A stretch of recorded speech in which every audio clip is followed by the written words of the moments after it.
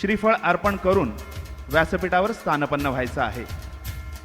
आजच्या या सभेच्या निमित्तानं सन्माननीय आमदार महेंद्र शेठजी दळवी, रायगड जिल्हा परिषदेच्या शिवसेनेच्या माजी पक्षप्रतोद, शिवसेना नेत्या सन्माननीय सौभाग्यवती मानसीताई दळवी, शिवसेनेचे दक्षिण रायगड जिल्हा प्रमुख, एक डॅशिंग नेतृत्व सन्माननीय श्री राजाभाई केणी, तसेच कामगार नेते सन्माननीय श्री दीपकजी रानवडे साहेब, ग्रुप ग्रामपंचायत झिराडच्या माजी सरपंच सौभाग्यवती दर्शनाताई भोईर, आपल्या सर्वांचे लाडके नेते सन्माननीय दिलीपजी भोईर, सन्माननीय जगदीशजी सावंत, सन्माननीय संदेशजी थळे, गिरीशजी कडवे,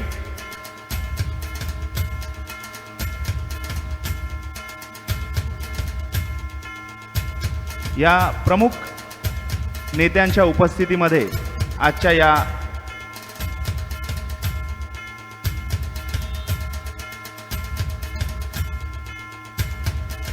शिवमूर्तीचं पूजन सन्माननीय सौभाग्यवती मानसीताई दळवी यांच्या शुभ हस्ते होताना आपण पाहतोय। अखंड हिंदुस्थानाचं आराध्य दैवत श्री छत्रपती शिवाजी महाराज यांच्या मूर्तीचं पूजन आणि त्याला श्रीफल अर्पण करण्याचं या प्रसंगी आपण पाहतोय।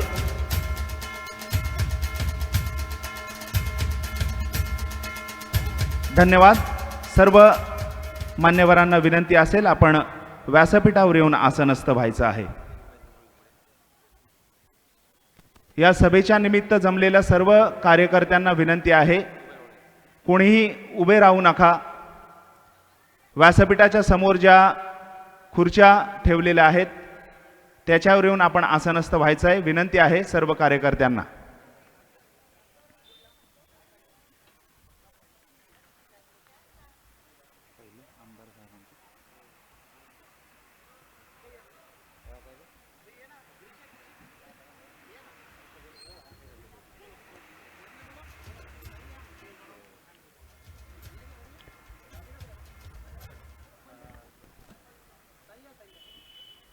महिला मोर्चाच्या कार्यकर्त्या आणि सन्माननीय मान्यवर जे आजच्या सभेसाठी निमंत्रित आहेत त्यांना विनंती असेल आपण व्यासपीठावर येऊन आसनस्थ व्हायचं आहे। अजून कोणाला बोलवायचं खालून बघा, आपले पदाधिकारी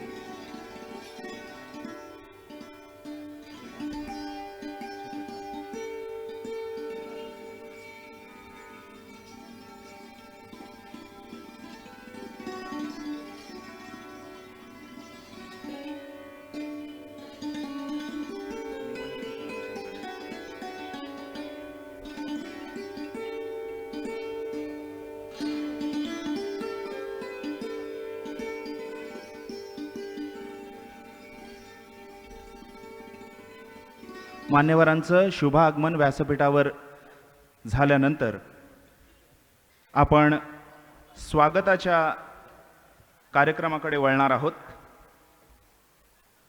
छायाताई म्हात्रे आपण व्यासपीठावर येऊन आसनस्थ व्हायचं आहे। अखंड हिंदुस्थानाचं आराध्य दैवत छत्रपती शिवाजी महाराज, हिंदू हृदय सम्राट, शिवसेना प्रमुख सन्माननीय बाळासाहेब ठाकरे, धर्मवीर आनंद दिघे साहेबांच्या पवित्र स्मृतीस वंदन करून आजच्या या आवास जिल्हा परिषद मतदारसंघाच्या शिवसेना पक्षाच्या वतीने आयोजित असलेल्या आढावा बैठकीमध्ये जमलेल्या सर्व मान्यवरांचं आणि शिवसेनेच्या लढवय्या कार्यकर्त्यांचं या ठिकाणी सहर्ष हार्दिक स्वागत आहे। सर्वप्रथम अलिबाग नगरीचे दमदार आमदार सन्माननीय महेंद्र शेठजी दळवी यांना विनंती असेल आपण आवाज मतदारसंघाच्या वतीनं या सभेच्या निमित्तानं आपलं स्वागत आणि सन्मान स्वीकारायचा आहे.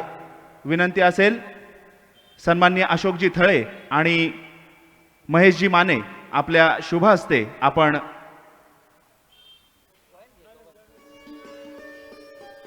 सन्माननीय आमदार साहेबांचं स्वागत आणि सत्कार या सभेच्या निमित्तानं करायचा आहे.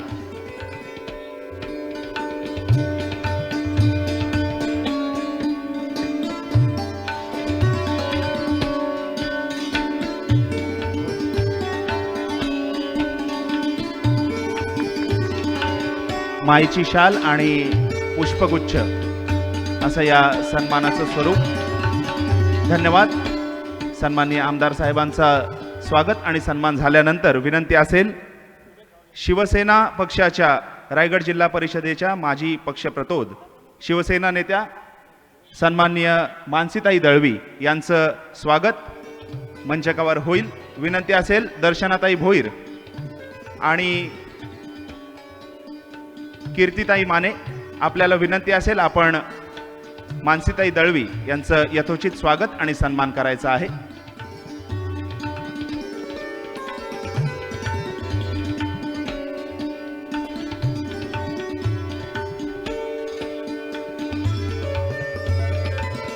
धन्यवाद मानसीताई दळवी. तदनंतर शिवसेना पक्षाचे दक्षिण रायगड जिल्हा प्रमुख सन्माननीय राजाबाई केणी यांचं यथोचित स्वागत आणि सन्मान व्यासपीठावर होईल. विनंती असेल सन्माननीय हरेशजी भोईर आणि रवींद्रजी म्हात्रे आपल्या शुभ हस्ते आपण राजाभाई केणींचं स्वागत आणि सन्मान या सभेच्या निमित्तानं व्यासपीठावर करायचं आहे.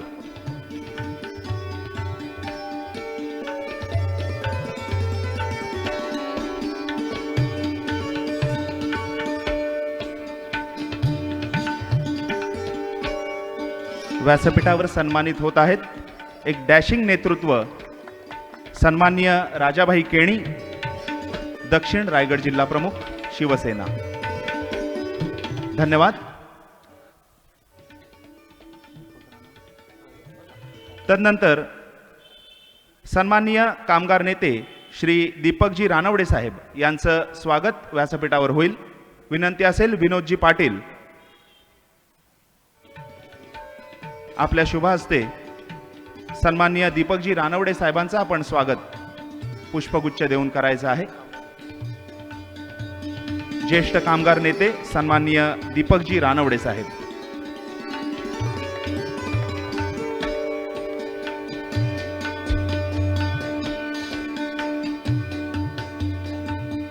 तदनंतर अलिबाग तालुका महिला आघाडी प्रमुख सौभाग्यवती भाग्यताताई नंदन पाटील यांचं यथोचित स्वागत व्यासपीठावर होईल. विनंती असेल दर्शनाताई भोईर आपल्या शुभ हस्ते आपण भाग्यता पाटील ताईंचं स्वागत आणि सन्मान करायचं आहे. विनंती असेल संध्याताई गावडे आपण देखील या सन्मानासाठी व्यासपीठावर यायचं आहे.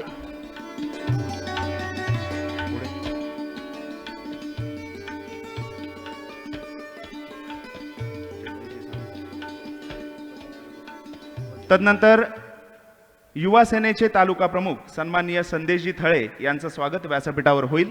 त्याचा त्यांनी स्वीकार करायचा आहे. विनंती असेल हरेशजी भोईर आपल्या शुभ हस्ते आपण संदेशजी थळे युवा सेना तालुका प्रमुख यांचं स्वागत आणि सन्मान करायचा आहे.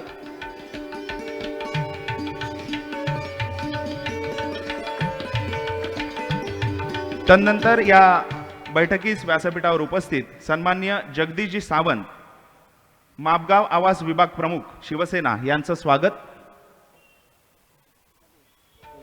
प्रज्योतजी म्हात्रे आपल्याला विनंती असेल आपण जगदीशजी सावंत साहेबांचं स्वागत करायचं आहे.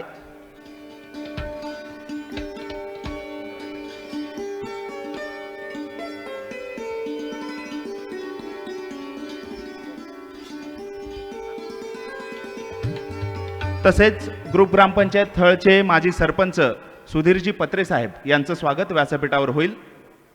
विनंती असेल शिशिरजी म्हात्रे आपल्या शुभ हस्ते आपण सुधीरजी पत्रे साहेबांचं स्वागत व्यासपीठावर करायचं आहे.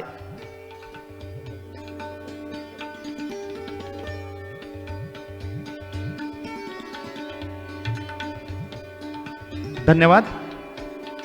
तदनंतर ग्रुप ग्रामपंचायत बोरीस गुंजिसच्या सरपंच साहेबा सौभाग्यवती सदिच्छाताई पाटील यांचं स्वागत व्यासपीठावर होईल. विनंती असेल सुजाताताई माने आपल्या शुभ हस्ते आपण सदिच्छाताई पाटील यांचं स्वागत आणि सन्मान करायचा आहे.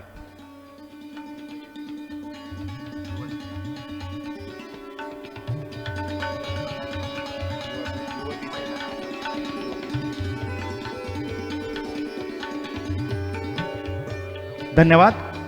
तदनंतर व्यासपीठावर उपस्थित युवती सेना प्रमुख सन्माननीय जान्हवीताई यांचं स्वागत व्यासपीठावर होईल.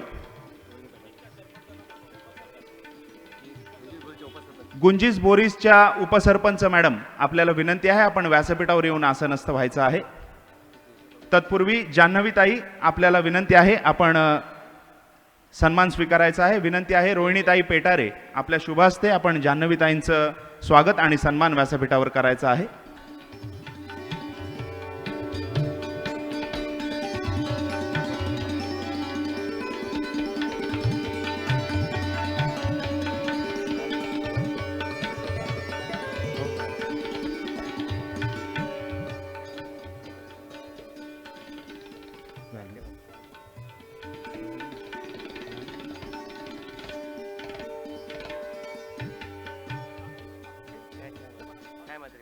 आजच्या या बैठकीस उपस्थित सन्माननीय छायाताई म्हात्रे यांचं देखील स्वागत होईल. विनंती असेल संध्याताई गावडे आपल्या शुभ हस्ते आपण छायाताई म्हात्रे यांचं स्वागत आणि सन्मान करायचा आहे. तसेच ग्रुप ग्रामपंचायत मिळकतखारचे माजी सरपंच सन्माननीय गिरीशजी कडवे यांचं देखील स्वागत आणि सन्मान होईल. विनंती असेल हरेशजी भोईर आपल्या शुभ हस्ते आपण गिरीशजी कडवे साहेबांचं स्वागत आणि सन्मान करायचा आहे. ज्येष्ठ नेते सन्माननीय विजयजी कडवे यांचं देखील स्वागत व्यासपीठावर होईल. विनंती असेल महेशजी माने आपल्या शुभ हस्ते आपण विजयजी कडवे यांचं स्वागत आणि सन्मान करायचा आहे.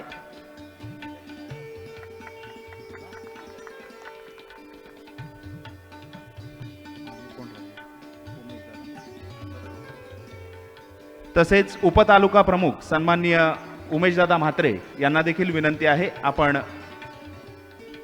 सन्मान स्वीकारायचा आहे. विनंती असेल सुदर्शनजी दंडाळे आपल्या शुभ हस्ते आपण उमेशदादा म्हात्रे यांचं स्वागत आणि सन्मान करायचा आहे.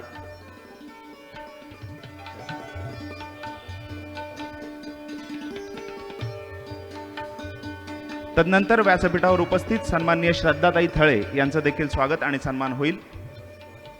विनंती असेल कीर्तिताई माने आपल्या शुभ हस्ते आपण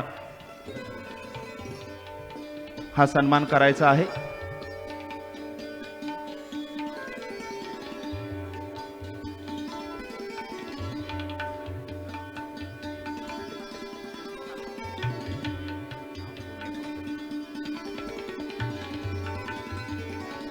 धन्यवाद श्रद्धाताई. तदनंतर विनंती असेल मिळकतखारचे शाखा प्रमुख सन्माननीय राकेशजी कडवे आपण सन्मानाचा स्वीकार करायचा आहे. विनंती असेल रवींद्रजी म्हात्रे आपल्या शुभ हस्ते आपण मिळकतखारचे शाखा प्रमुख सन्माननीय राकेशजी कडवे यांचं स्वागत आणि सन्मान करायचा आहे.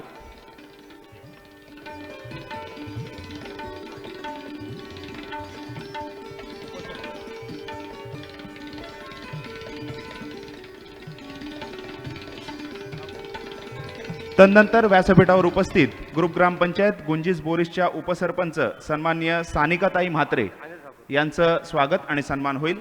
विनंती असेल अनिताताई ठाकूर आपल्या शुभ हस्ते आपण सानिकाताई म्हात्रे यांचं स्वागत आणि सन्मान करायचा आहे.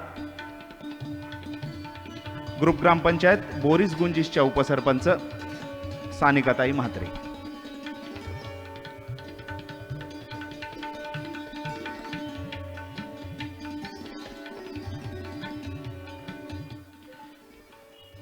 व्यासपीठावरील मान्यवरांच्या स्वागत समारंभानंतर आजच्या या सभेच्या निमित्तानं उपस्थित असलेले एक विशेष सत्कार आमदार साहेबांच्या शुभ हस्ते सन्माननीय छोटमशेठ भोईर आपलं लाडकं नेतृत्व भूतकाळातील निवडणुकांमध्ये ज्यांनी अजिंक्य असं यश या मतदारसंघावर मिळवलं, अहोरात्र लोकसेवा केली आणि आज शिवसेनेच्या माध्यमातून कार्यसम्राट दमदार आमदार सन्माननीय महेंद्र शेठजी दळवी यांच्या नेतृत्वाखाली आपला जनसेवेचा वारसा पुढे नेण्याची संधी ज्यांना प्राप्त झालेली आहे, असे जनसेवक सन्माननीय दिलीप शेठजी भोईर यांचं यथोचित स्वागत आमदार साहेब आणि त्यांच्या सौभाग्यवती सन्माननीय मानसीताई दळवी शेठ.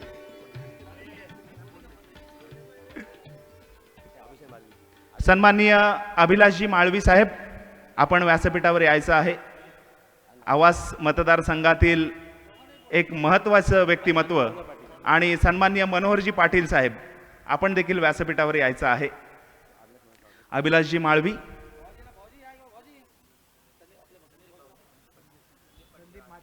तसेच ग्रुप ग्रामपंचायत सासवण्याचे माजी उपसरपंच सन्माननीय संदीपजी म्हात्रे, आपल्याला देखील विनंती आहे आपण व्यासपीठावर येऊन आसनस्थ व्हायचं आहे. अभिलाषजी माळवी आणि मनोहरजी पाटील, आपल्या उभयतांचा सन्मान आमदार साहेबांच्या शुभ हस्ते या ठिकाणी होणार आहे.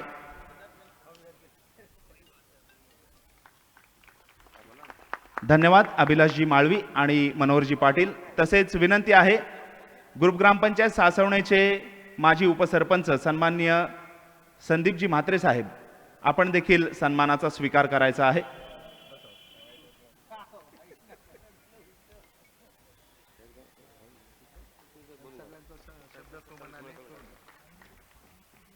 धन्यवाद.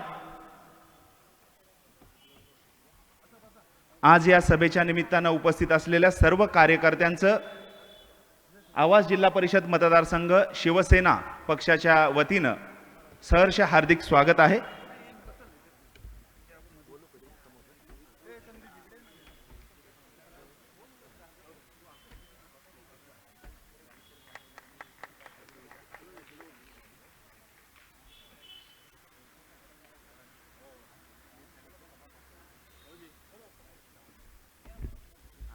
सकल मराठा समाज अलिबाग या संस्थेचे अध्यक्ष सन्माननीय नरेशजी सावंत साहेब, आपल्याला विनंती आहे आपण व्यासपीठावर व्यासपीठाच्या समोर जी आसन व्यवस्था केलेली आहे तेथे येऊन विराजमान व्हायचं आहे. तसेच दीपकजी गावडे, आपणा उभयतांना विनंती आहे आपण व्यासपीठासमोर जी आसन व्यवस्था केलेली आहे त्या ठिकाणी येऊन विराजमान व्हायचं आहे.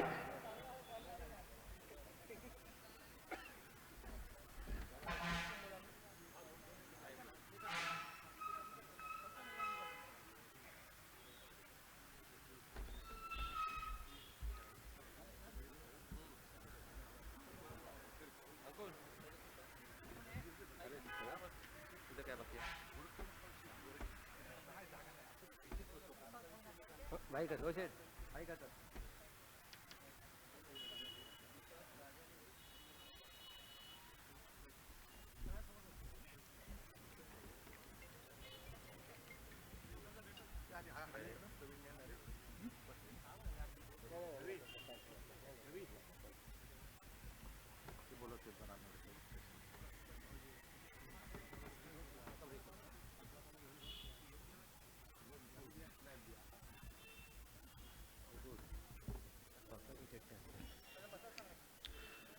सर्व कार्यकर्त्यांना विनंती आहे आपण आसनस्थ व्हायचं आहे. सभा चालू असताना कोणीही उभं राहायचं नाहीये. भरपूर अशी आसन व्यवस्था आजच्या या सभेच्या निमित्तानं या मंडपामध्ये केलेली आहे. गेटवर सुद्धा जे कार्यकर्ते आहेत त्यांना विनंती आहे आपण सभास्थानी येऊन आसनस्थ व्हायचं आहे.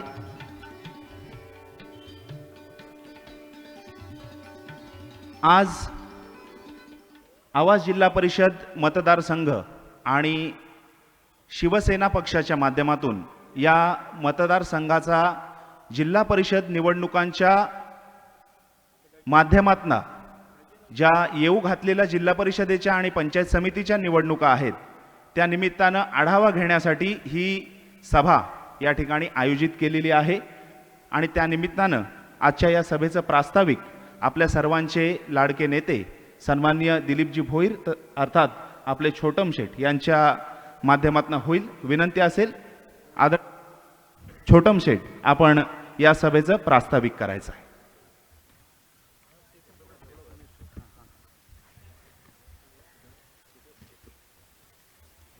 हा बा इथंच आहे.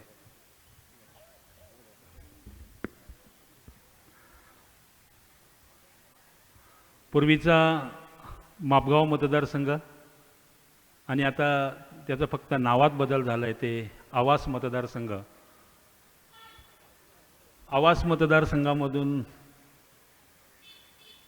ज्या वेळेला निवडणूक लढलो त्याच्यानंतर साधारणतः 3.5 वर्षाचा प्रशासक म्हणून जिल्हा परिषदेवरती आला आणि आवास आढावा बैठकीसाठी आपले प्रमुख नेते सन्माननीय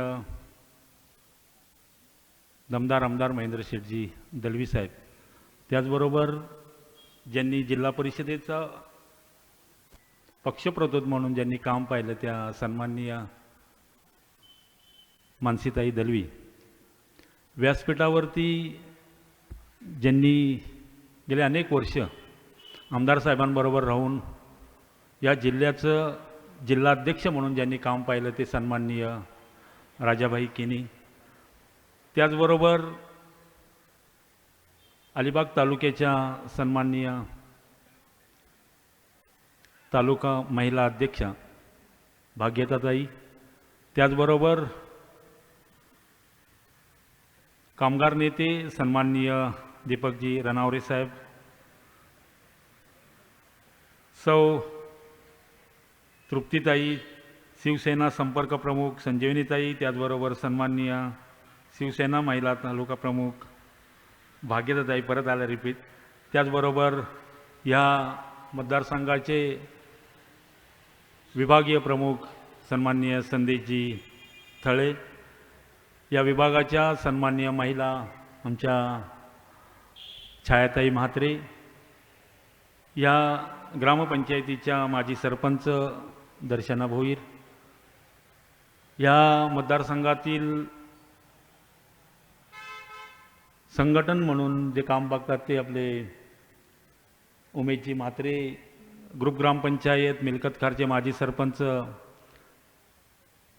कडवे साहेब, ज्यांनी सासोना ग्रामपंचायतीचं कामकाज पाहिले ते उपसरपंच संदीपजी म्हात्रे साहेब, व्यासपीठावरील सर्वच माझे सहकारी सन्माननीय माझ्यासमोर बसलेले सर्व या विभागातील ग्रामपंचायतीचे सरपंच उपसरपंच आणि शिवसेनेचे सर्व सेलचे पदाधिकारी आणि माझ्यासमोर असलेले सर्व ह्या 11ही ग्रामपंचायतीचं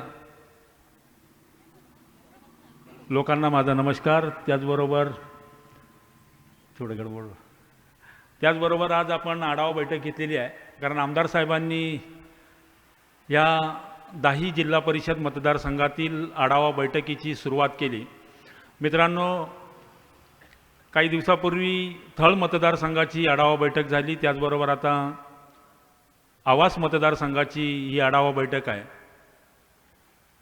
कारण येऊ घातलेल्या जिल्हा परिषद पंचायत समितीच्या निवडणुका आणि त्याचे आढावा घेण्यासाठी आमदार साहेबांनी आज ही बैठक लावलेली आहे. या 11 ग्रामपंचायतीच्या सर्वच लोकांना गेले 5 वर्ष किंवा हाही 1 वर्ष दुसऱ्यांदा टर्म्स असताना आमदार साहेब भेटत नाही वगैरे वगैरे साऱ्या गोष्टी आहेत, म्हणून आजची ही आढावा बैठक. या आढावा बैठकीसाठी ज्या वेळेला ह्या मतदारसंघातून 1 नाही 2 टाईम जिल्हा परिषदेचा सदस्य म्हणून बनवण्याचा आपलं सर्वात मोलाचं वाटा आहे. कारण ह्या मतदारसंघातून अनेक लोक निवडून गेले, पण 2 टाईम निवडून देण्याचं काम आपण बहुमताने मला दिलं होतं. आज त्याला 3.5 वर्ष झाली, पण त्याच्या अगोदर कामकाज बघत असताना कोविडसारखा काळ पाहिला आपण. त्याच्यामध्ये जे कंटेनमेंट झोन मग सासोने असेल, बोडणी असेल किंवा या विभागात ज्या वेळेला काम पाहत होतो, आपण दिलेलं माझ्यावरती नेतृत्व अगदी प्रामुख्याने दोन्ही टाईम जिल्हा परिषदेच्या ज्या ज्या सुविधा इथं लागणाऱ्या किंवा विकासात्मक काम करण्याचं काम करत आलो आणि ज्या जिल्हा परिषदेवरती सन्माननीय आमदार साहेब हेही माझ्या कार्यकालामध्ये राष्ट्रवादीचे पक्षप्रतोद म्हणून त्यांनी काम पाहिलं होतं, त्याचबरोबर शिवसेनेच्या महिला पक्षप्रतोद म्हणून ज्यांनी काम पाहिलं ते आपल्या मानसीताई दलवी, त्याही माझ्याबरोबर काम करत होतो. मित्रांनो, सांगायचं तात्पर्य म्हणजे काय, ज्या पक्षामध्ये मी होतो आणि ज्या आमदार साहेब नसताना देखील तिथे मला 10 वर्षामध्ये कधीही कोणतेही अडचण, कधीच जिल्हा परिषदेच्या सभागृहामध्ये आलेले प्रत्येक प्रश्नावरती किंवा विकासात्मक ज्या गोष्टी किंवा इथले ध्येय धोरण असतील, पण त्यांनी कधीही मला अडचण कधी केली नाही. ही सत्यता आहे. म्हणजे आज शिवसेनेत माझा पक्षप्रवेश झाला आहे किंवा आज आवाज गटाची आढावा बैठक असताना मी काहीतरी मोगम बोलतो का? तर नाही. अनेक ज्या पक्षात होतो त्या पक्षाचे लोक माझ्याबरोबर असताना सुद्धा त्यांची अडचण होत होती. तो पक्ष सोडलाय म्हणून म्हणत नाही आहे, वस्तुस्थिती आहे. मग जर पक्षप्रतोद म्हणून ज्यांनी काम बघितलं, पक्षाचं विकासात्मक जरी त्यांनी निधी जरी कधी मागितला असेल, तोही मी कधी त्यांना दिला नाही, कारण ही वस्तुस्थिती आहे. मानसीताईंनी मला सांगितलं की बाबा ह्या मतदारसंघातली जी आमची कामं आहे ती आम्हाला मिळाला पाहिजे, कारण त्यांचा तो हक्क होता. तरीही मी कुठेतरी मनावरती, कारण ज्या पक्षाचं काम बघत होतो त्यावेळेला, पण आमदार साहेब असतील किंवा मानसीताई असेल, जिल्हा परिषदेमध्ये काम करत असताना बघा, सर्वात मोठी गोष्ट आहे, मी मतदारसंघाला अगदी आवर्जून सांगेन, कारण ज्या पक्षात माझ्याबरोबर नसताना देखील कोणताही विषय किंवा अडचण करण्याचा किंवा अडथळा करण्याचा कधीही काम केलं नाही. सर्वात मोठी गोष्ट आहे. आज ज्या वेळेला मी शिवसेनेत पक्षप्रवेश केल्यानंतर झालेल्या काही गोष्टी असतील, त्याचं काही मी ओवापोवा करणार नाही आहे, पण ज्यांनी माझ्यासाठी काम करायला पाहिजे होतं त्यांनी 2011 ते 2025 पर्यंत केलं नाही. आणि ज्यांच्याबरोबर मी काही महिन्यापूर्वी 8 ते 9 महिन्यापूर्वी मी पक्षप्रवेश केला, त्यांची जबाबदारी नसताना देखील त्यांनी जी गोष्ट माझ्यासाठी करायला पाहिजे होती ती आवर्जून ज्या रोह्याच्या मीटिंगमध्ये असताना देखील तिकडून ते तत्काळ निघून आले आणि माझी भेट झाली. भेट झाल्यानंतर जो 100%चा असणारा माझ्यावरती टेन्स, म्हणजे जो मी माझ्याबरोबर असणारे माझे सहकारी, त्यांनी एका मिनिटात सांगितलं की काय घाबरण्याची गरज नाही, मी तुझ्याबरोबर आहे, काही घाबरण्याची गरज नाही, लवकरात लवकर जी गोष्ट तुझ्यावरती झालेली गोष्ट आहे त्याचं निराकरण करण्याचं काम आम्ही, महेंद्र साहेब दलवी साहेब असतील किंवा आमच्या मानसीताई असतील, त्यांनी लगेचच सांगितलं. हा त्यातला आणि यातला फरक आहे. मी गेले 11 म्हणजे 2 टर्म 2012 2018 या 2 टर्म्समध्ये मी या मतदारसंघाचं मी कामकाज पाहत होतो ना. त्यांच्याबरोबर कधी ना मी त्यांना आमदार होण्यासाठी माझं एक मतही नाही टाकलं किंवा या मतदारसंघातून मतही नाही दिलं. दुसऱ्या ट्रम्पला देखील मी मतही नाही दिलं. पण भावना कशा पद्धतीने असावं मलाही वाटायचं की आमदार साहेब अगोदर जेव्हा त्यांच्याबरोबर नसताना असं वाटत होतं की आपल्याला त्याच्याबद्दलचं सहकार्य होईल नाही होईल या गोष्टीचा न विचार करताना या मापगाव मतदारसंघातील सर्वच एकत्रित माझ्या जिराटचे सगळे रहिवासी, त्याचबरोबर या मतदारसंघातील सर्वांचा ज्या वेळेला मी विचार विनिमय घेतला आणि शिवसेनेत पक्षप्रवेश करताना एक मताने सगळ्यांचा यश आला आणि मी माझा पक्षप्रवेश करून घेतला. आणि पक्षप्रवेश करून घेतल्यानंतर ह्या साऱ्या गोष्टी अडचणीच्या माझ्यासमोर उभ्या राहिल्या आणि करणारेही हेच लोक होते. मी ह्याच्याबद्दल आता फारसं काही म्हणणार नाही, पण जेव्हा वेळ येईल, जेव्हा राजकीय सभा चालू होतील, तेव्हा ह्याच्यापेक्षा तीव्रतेने मी आपल्याला सगळ्यांना सांगेन किंवा या जिल्ह्याला त्याची गोष्ट कळायला पाहिजे. कारण ज्या ज्या पक्षाबरोबर आम्ही प्रामाणिक राहिलो, ज्यांच्यासाठी आम्ही प्रामाणिकतेवरती काम केलं, आमची मानसीताई दलवी तर पहिल्या टर्ममध्ये ज्या वेळेला आमदार साहेब आमदारकीसाठी निवडणुकीला होते ते मला अलिबागमध्ये 2-3 टाईम भेटण्याचा प्रयत्न केला, तेव्हाही मी भेटलो नाही. मानसीताई काय वाईट वाटण्याची गोष्ट नाही आहे, हा काळ येण्याची, आजचा दिवस येण्याची गरज होती. हां, आजची ही गरज होती. कारण ज्या वेळेला मानसीताईंचं आणि माझं कधी संभाषण नाही, पण आमदार साहेबांवरती असलेला विश्वास या मतदारसंघातील सर्व लोकांनी पाहिला आणि दुसऱ्यांदा ते आमदार झाले.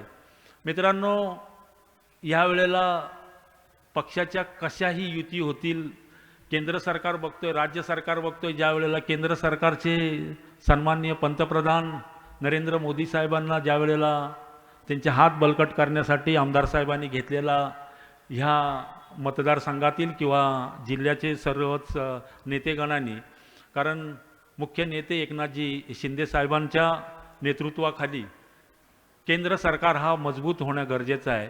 आम्ही एकत्रित होतो. ज्यांच्यासाठी इथेच महिलांची मीटिंग लावली होती भारतीय जनता पार्टीच्या वतीने, आपणही आमदार साहेब इथे आला होता, त्यांना आपण निवडून देण्याचं काम आपण सर्वांनी एकत्र केलं. पण आज जर परिस्थिती बघितली माझ्यासहित, मलाही फार मोठे अनुभव आलेले आहेत. मग ती कोविडसारखा काळ असेल, ज्या वेळेला आमच्या ह्या पूर्ण तालुक्यातील नव्हे तर जिल्ह्यातले अनेक लोक बाहेरगावी नोकरीनिमित्ताने होतो, तेव्हा मी त्यांच्याकडे गेलो होतो. फक्त कंपनी सर्व त्याचा खर्च करणार होते. फक्त विमानाने त्या लोकांना मुंबईत कोविड काळामध्ये फक्त घेऊन येण्याचा एक किस्सा आहे. तो जर सांगितला तर तुम्ही लोक, मी स्वतः त्यांची आजही माझ्याकडे फोटो आहेत त्याचे, फार मोठी गोष्ट आहे. म्हणजे त्या टायमाला आलेला प्रत्येक माणसावरती कोविडसारख्या काळामध्ये भयाव परिस्थिती असताना जे आपल्या बाहेरगावी असणाऱ्या लोकांना घेऊन यायचं होतं, आणि त्यावेळेला त्यांना घेऊन येण्यासाठी मी त्यांच्याकडे म्हणणं मांडलं होतं. ते जर गोष्ट सांगितली फार वाईट आहे. मी त्यांच्यासाठीही काम केलं, आमदार साहेबांनी काम केलं. आज ते वेगळ्या दिशेवरती उभी राहणार आहेत. मी ह्या 11ही ग्रामपंचायतीच्या आढावा बैठकीला मी सर्वांना सांगेन, कारण आमदार साहेबांना फार मोठं त्यांच्यावरती असलेलं नेतृत्व, आणि महाराष्ट्रासाठी नव्हे तर ह्या जिल्हा परिषदेचं महाराष्ट्राने बघावं असं सर्वांनीच त्याच्यावरती काम करायचं आहे. कारण 10 जिल्हा परिषद मतदारसंघ आहेत. मापगाव मतदारसंघामध्ये आपल्यासारख्या मतदारांनी 2 टाईम आम्हाला निवडून दिलं. ही पंचायत समिती ही दोन्ही गणातून एक टाईम एक मेंबर्स आला होता निवडून, दुसऱ्या टाईमाला दोन्ही मेंबर्स आले होते.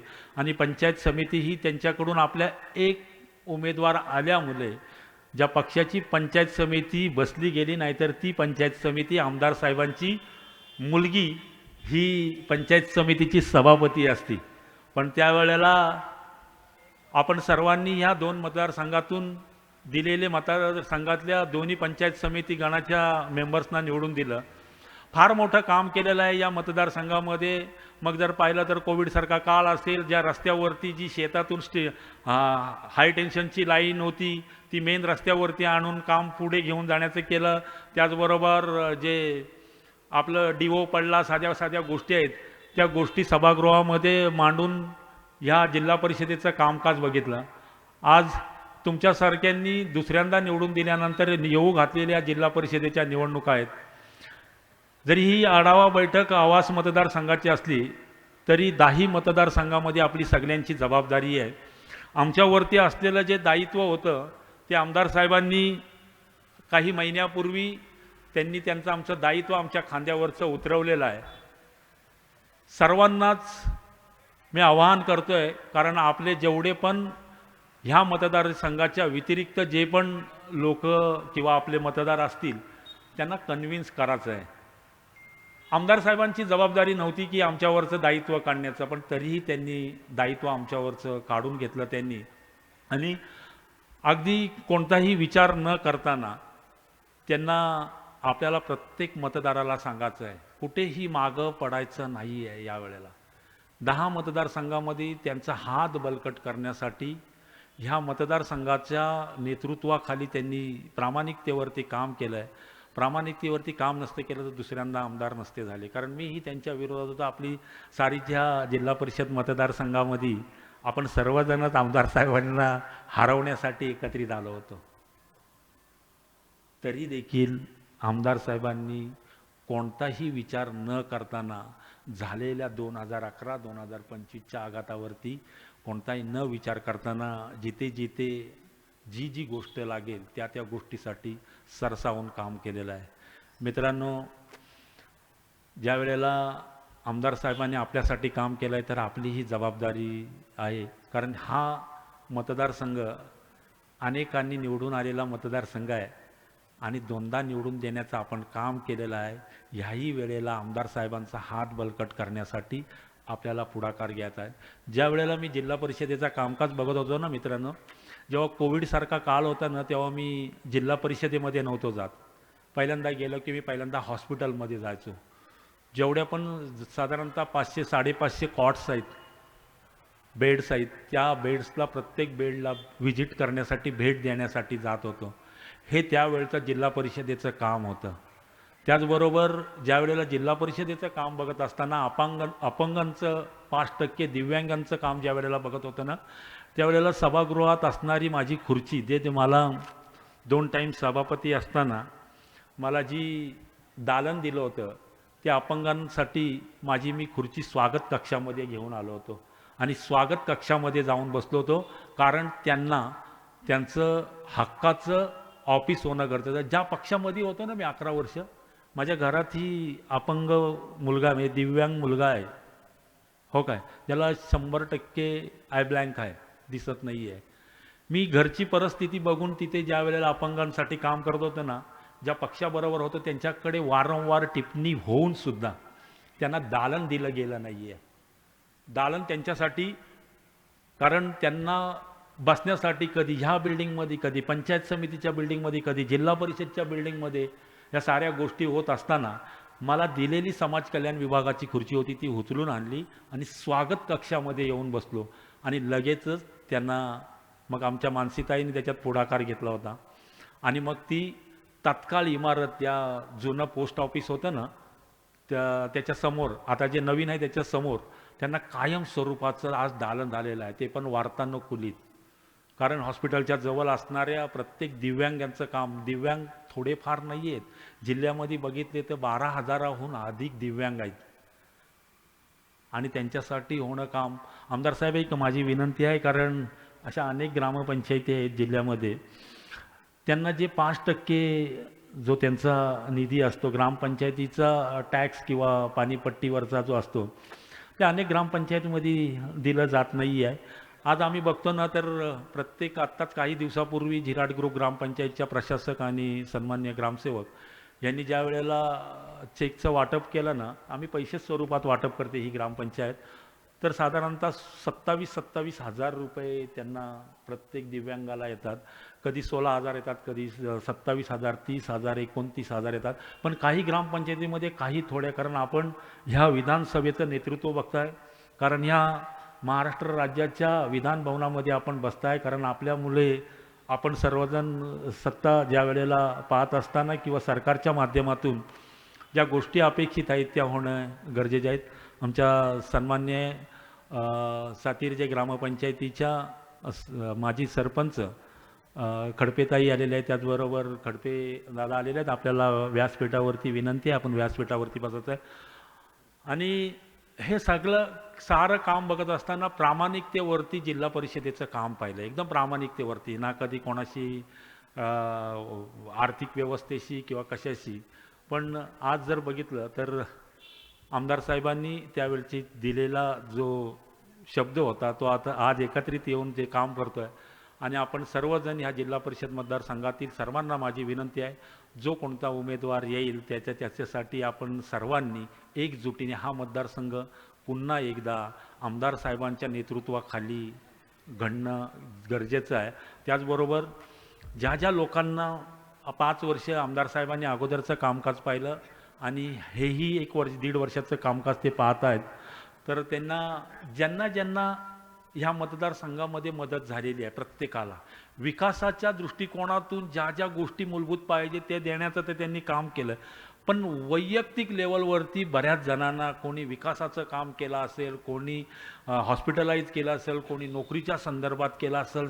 ह्या साऱ्या गोष्टी आमदार साहेबांनी गेल्या 6 वर्षामध्ये पाहिलेल्या आहे. तर ज्यांनी ज्यांनी ज्याचं लाभ घेतला असेल त्याचं ऋण फेडण्याची गरज आहे. कारण महाराष्ट्राच्या आणि जर आज जिल्ह्याच्या बघितल्या तर युत्या जी अगोदर झालेली नगरपालिका असतील, नगरपंचायती असतील किंवा आत्ता येऊ घातलेल्या ज्या महानगरपालिका असतील त्याच्यामध्ये युती कशीही कोणाबरोबरही होते.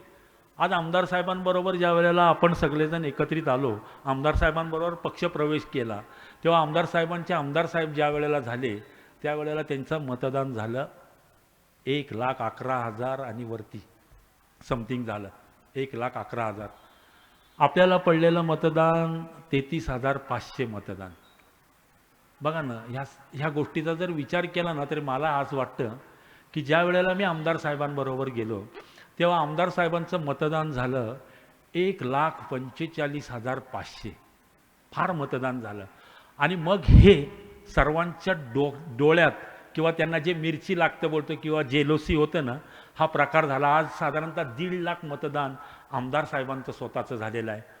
आणि ह्याच कारणावरून आज जर बघितलं तर माझ्या भोवताली, कारण आमदार साहेबांना एका बाजूला ठेवून आणि त्याच्याबरोबर आला छोटम, जर छोटमवरती जर एखादा आघात टाकला तर तो थोडा नॉर्मल होईल आणि आमदार साहेबांना त्याच्यामध्ये रिलीफ आणि बाकीच्यांना रिलीफ मिळेल असा तो त्याचा एकंदरीत गणित होता. पण आमदार साहेबांनी त्या गोष्टीकडे न बघताना जो माझा कार्यकर्ता, जो माझा नेता, जो माझा शिवसेनेचा पदाधिकारी किंवा कार्यकर्ता आहे त्याच्यासाठी काम करण्याचं काम मी स्वतःनी पाहिलं, अनुभवलं देखील. मी ज्यांच्याबरोबर 2009 ते 2025-23 पर्यंत होतो आणि नंतर भारतीय जनता पार्टी आली. भारतीय जनता पार्टीशीही प्रामाणिक काम केलं. आमदार साहेबांना माहिती आहे भारतीय जनता पार्टीत प्रामाणिक काम केलं, पण त्याचं फळ ह्या आता जे डिक्लेरेशन आलं त्याच्यात काय झालं ते आमदार साहेबांना माहिती आहे. मी आतापर्यंत नाव नाही घेत. घेण्याचा ज्या वेळेला वेळ येईल ना तेव्हा नाव घेईल. आपण भारतीय जनता पार्टी असेल, राष्ट्रवादी अजित पवारांची असेल किंवा एकनाथजी शिंदे साहेबांची शिवसेना आहे, आपण केंद्रात आणि राज्यात दोन्हीकडे सत्तेत आहोत. पण आजची ही स्थानिक स्वराज्य संस्थांची ज्या वेळेला निवडणुका येतात त्यावेळेला कोण कोणाबरोबर युती करेल ह्याचा आपल्याला नेम नाही आहे. त्याच्यामुळं आपल्याला सतर्क राहणं, सज्ज राहणं गरजेचं आहे. कारण आमदार साहेबांनी घेतलेली जी पहिल्या 5 वर्षाचा आमदार म्हणून ज्यांनी काम ह्या जिल्हा परिषद मतदारसंघाचं बघितलं, त्याचबरोबर हे दुसरे 5 वर्षही ते आमदार साहेब ह्या मतदारसंघाचं कामकाज बघणार आहेत.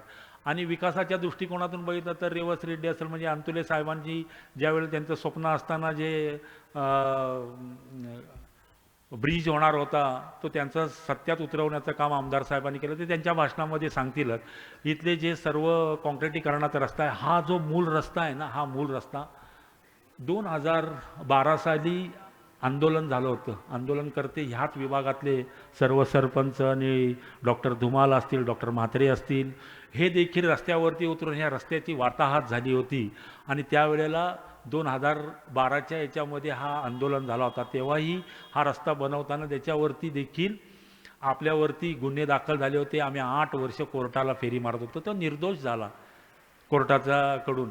पण हा रस्ता तेव्हा बनवलेला आजही तसानी तसा आहे. आणि त्याच्यामधले जे प्रमुख काँक्रिटीकरणाचं काम होतं ते आमदार साहेबांनी केलं. त्यातला एक वायशेतचं काम दुसऱ्या पार्टीने केलं होतं, तो अतिशय खराब दर्जा झाला. ते सगळ्यांना माहिती आहे कोणी केलं होतं, ते सांगण्याची गरज नाही, कारण सत्तेला धरूनच आपण लोक आहोत. मी जेव्हा कनकेश्वर आपले कार्लेखिंड ते कनकेश्वर फाट्याचाही मागच्या वेळी आमदार साहेबांना एका मिटिंगमध्ये बोललो होतो, त्यातला 450 मीटर मारला गेला आणि 350 मीटरचे पैसे असेच काढून खाल्ले. तुमच्याकडे त्याचं म्हणणंही मांडलं होतं. म्हणजे त्यांना मिळालेलं काम त्यांनी केलं नाही. आणि मग त्याच्यामधला चोंडी नाक्यावरचं काँक्रिटीकरण असेल, त्याच्यानंतर कनकेश्वर फाट्याचं काँक्रिटीकरण असेल, भाल नाक्यावरचं काँक्रिटीकरण असेल, हे आमदार साहेबांनी त्यावेळेला करून घेतलं होतं. म्हणजे सांगण्याचं तात्पर्य म्हणजे आमदार साहेबांनी त्यावेळची केलेली कामं आजही तशा स्वरूपाची आणि चांगल्या स्थितीमध्ये आहेत. आणि बाकीच्यांना दिलेलं काम त्यातलं 800 मीटर करायचं आहे, त्यातलं 450 मीटर केलं. आता नव्याने पुन्हा एकदा आमदार साहेबांनी कार्ले खिंड ते कणकेश्वर फाटा आणि कार्ले खिंड ते पूर्ण येणारा कॉन्क्रिटीकरण पूर्ण जाऊन परत अलिबागपर्यंत 400 कोटीचा हा रस्ता आहे. कार्ले खिंडीपासून चालू झालं आहे काम कार्ले खिंडीला, आणि तिकडून काम हे चालू आहे, आणि हे 400 कोटीचा रस्ता आहे. अनेक विकासाची कामं आहेत ते त्यांच्या ह्याच्यामध्ये सांगतीलच. पुन्हा एकदा मी आपल्याला सर्वांना नम्रपणे आणि हात जोडून विनंती करते की येणाऱ्या येऊ घातलेल्या जिल्हा परिषद असेल, पंचायत समिती असेल, आपल्याला ह्या मतदारसंघामध्ये दोन्ही पंचायत समिती ती तर होणारच आहे. ज्यांच्याकडे 45 वर्षे आपण सत्ता दिली होती ना, त्यांच्याकडेच ही पंचायत समिती ही त्यांच्याचकडे होती, जिल्हा परिषद ही त्यांच्याचकडे होती, त्यांना काहीच करता नाही आलं. आणि आज माझ्या विचारातून मी सांगतो, कारण 10 वर्ष मी जिल्हा परिषदेचं कामकाज बघितलं. 10 वर्षामध्ये माझ्याबरोबर असताना 4 जिल्हा परिषदेचे अध्यक्ष झाले. मग आपल्या आदित्यताई तटकरे असतील, त्यांनीही ह्या मतदारसंघाचं विकास ज्या पद्धतीने व्हायला पाहिजे ते आत्तापर्यंत झालेलं नाही आहे, किंवा ह्या जिल्हा परिषदेच्या माध्यमातून अनेक मतदारसंघामध्ये झालेलं नाही आहे. कारण इकडे सांगण्यासारखं एकही काम नाही केलं, मी अगदी ठोकपणे सांगू शकतो. त्याचबरोबर योगिताताई पारधी होती, जगदीश गायकवाडांच्या त्या कविताताई या होत्या. ह्यावेळेला माझं प्रामाणिक मत आहे, आपलंही सगळ्यांचं मत असायला पाहिजे. कारण आमचे मांडव्यापासून जर पुढे गेलात तर पाण्याची खूप सारी टंचाई, कारण साधारणतः 15, 20, 25 फुटावरती जर गेलो तर मुचल पाणी लागतो तिकडे, आणि ते मुचल पाणी लागतो त्यांना कंपल्सरी MIDCवरतीच ते अवलंबून असतात, कारण त्यांना MIDCचं पाणी पोचायला पाहिजे तर ते पियाला वगैरे मिळू शकतो. अशा पद्धतीचं सगळ्यांनीच मागच्या जिल्हा परिषदेच्या निवडणुकीत 2दा-3दा, कारण ह्या जिल्हा परिषदेचा सदस्य असल्याकारणाने अनेकदा बोललं गेलं आहे की बाबा नाही.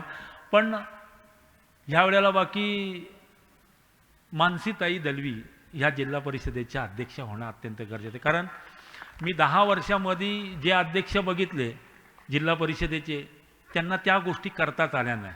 महिलांच्या डोक्यावरचा हांडा पलीकडचा उतरवता आला नाही. कारण आजही जर बघितलं तर बोंडणीच्या सगळ्याच महिला त्या रस्त्याच्या पलीकडे येऊन पाणी भरतात. आणि मानसीताई अशा एक नेतृत्व आहे, म्हणजे आपण त्याला डॅशिंग नाही लावणार मी, कारण ते नेतृत्व असं आहे की त्यांना त्याची पूर्ण जाणीव असणारी, कारण ज्यांनी पक्षप्रतोद म्हणून सभागृहाच्या विरोधात बसून जे प्रश्न मांडलेले आहेत ते अत्यंत महत्त्वाचे आहेत.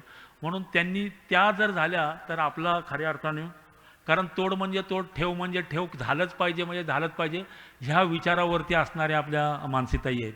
त्याच्यामुळं संख्याबळ होणं गरजेचं आहे. पहिली म्हणजे 10चे 10 मतदारसंघामध्ये आमदार साहेबांच्या 10च्या 10 जिल्हा परिषदेच्या सीट निवडून येणं गरजेचं आहे. आणि 20 पंचायत समिती गण आहेत ते निवडून येणं गरजेचं आहे. त्यावेळेला ही पंचायत समिती असेल, मुरुड पंचायत समिती असेल, रोहा पंचायत समिती असेल, तेव्हा त्यांच्याकडे अजून ज्या अर्थी 2 टाईम आमदार झाले त्या अर्थी त्या मतदारसंघाच्यातून ज्या वेळेला 10चे 10 जिल्हा परिषदेचे सदस्य निवडून येतील तेव्हा त्यांचा हात मजबूत होणार आहे. ज्या वेळेला मग महेंद्रजी थोरवे साहेब असतील किंवा आपले मंत्री महोदय भरत शेठजी गोगावले साहेब असतील, ते त्यांचं काम करणार आहेत. जेव्हा संख्याबळ तयार होईल न पूर्ण, तेव्हा आमची मानसीताई अध्यक्ष होईल.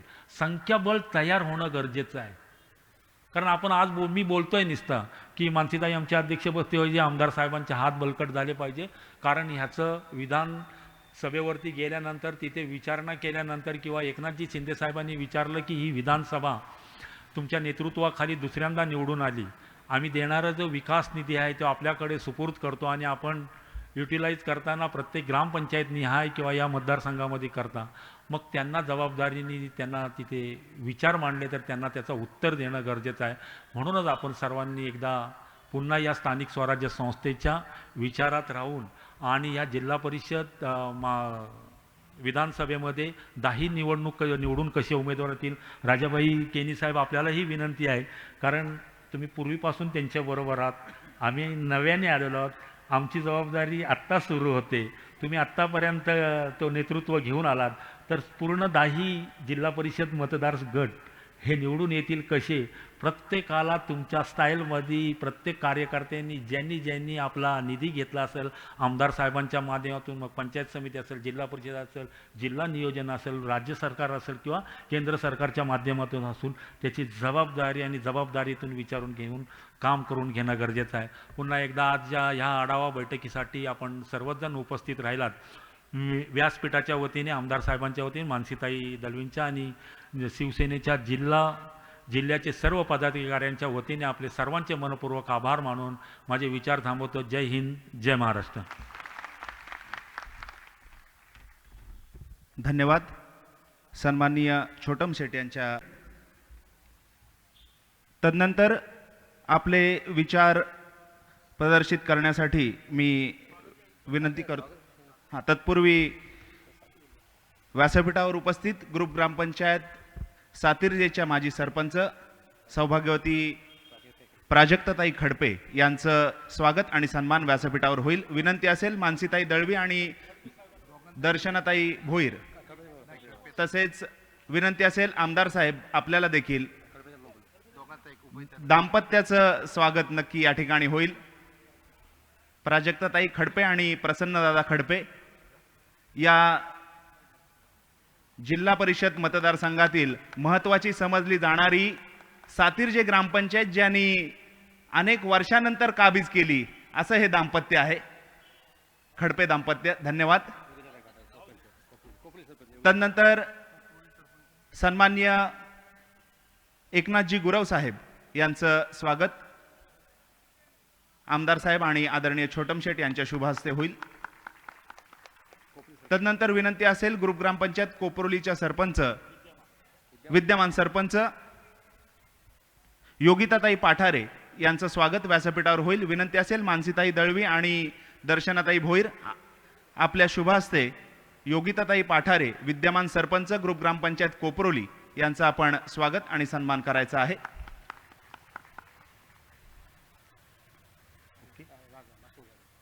धन्यवाद. मान्यवरांना विनंती असेल आपण आसनस्थ व्हायचं आहे.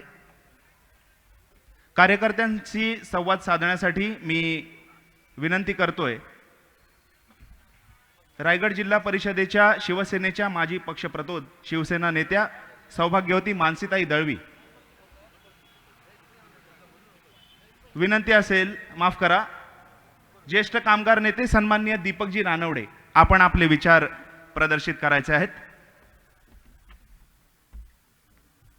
महाराष्ट्राचे आराध्य दैवत छत्रपती शिवराय यांना मानाचा मुजरा. आजच्या या आवास जिल्हा परिषद मतदारसंघाच्या आढावा बैठकीला उपस्थित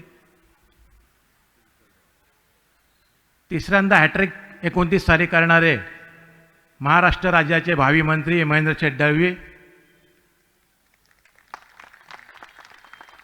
छोटम शेठनी आता सांगितलं त्याप्रमाणे जिल्हा परिषदेच्या भावी अध्यक्षा मानसीताई दळवी, आमचे संपूर्ण महाराष्ट्रातील मजबूत दे धडक बेधडक जिल्हा प्रमुख राजाबाई केणी, आपणा सर्वांचे लाडके नेते आणि आता आमचेही नेते छोटम शेठ, व्यासपीठावरील सर्व मान्यवर, सर्वांची नावं घेत नाही, एखादं नाव राहून गेलं तर जिल्हा परिषद निवडणुका आलेल्या आहेत तेव्हा रुसवा वगैरे नको आहे म्हणून सगळ्यांचीच नावं घेतो.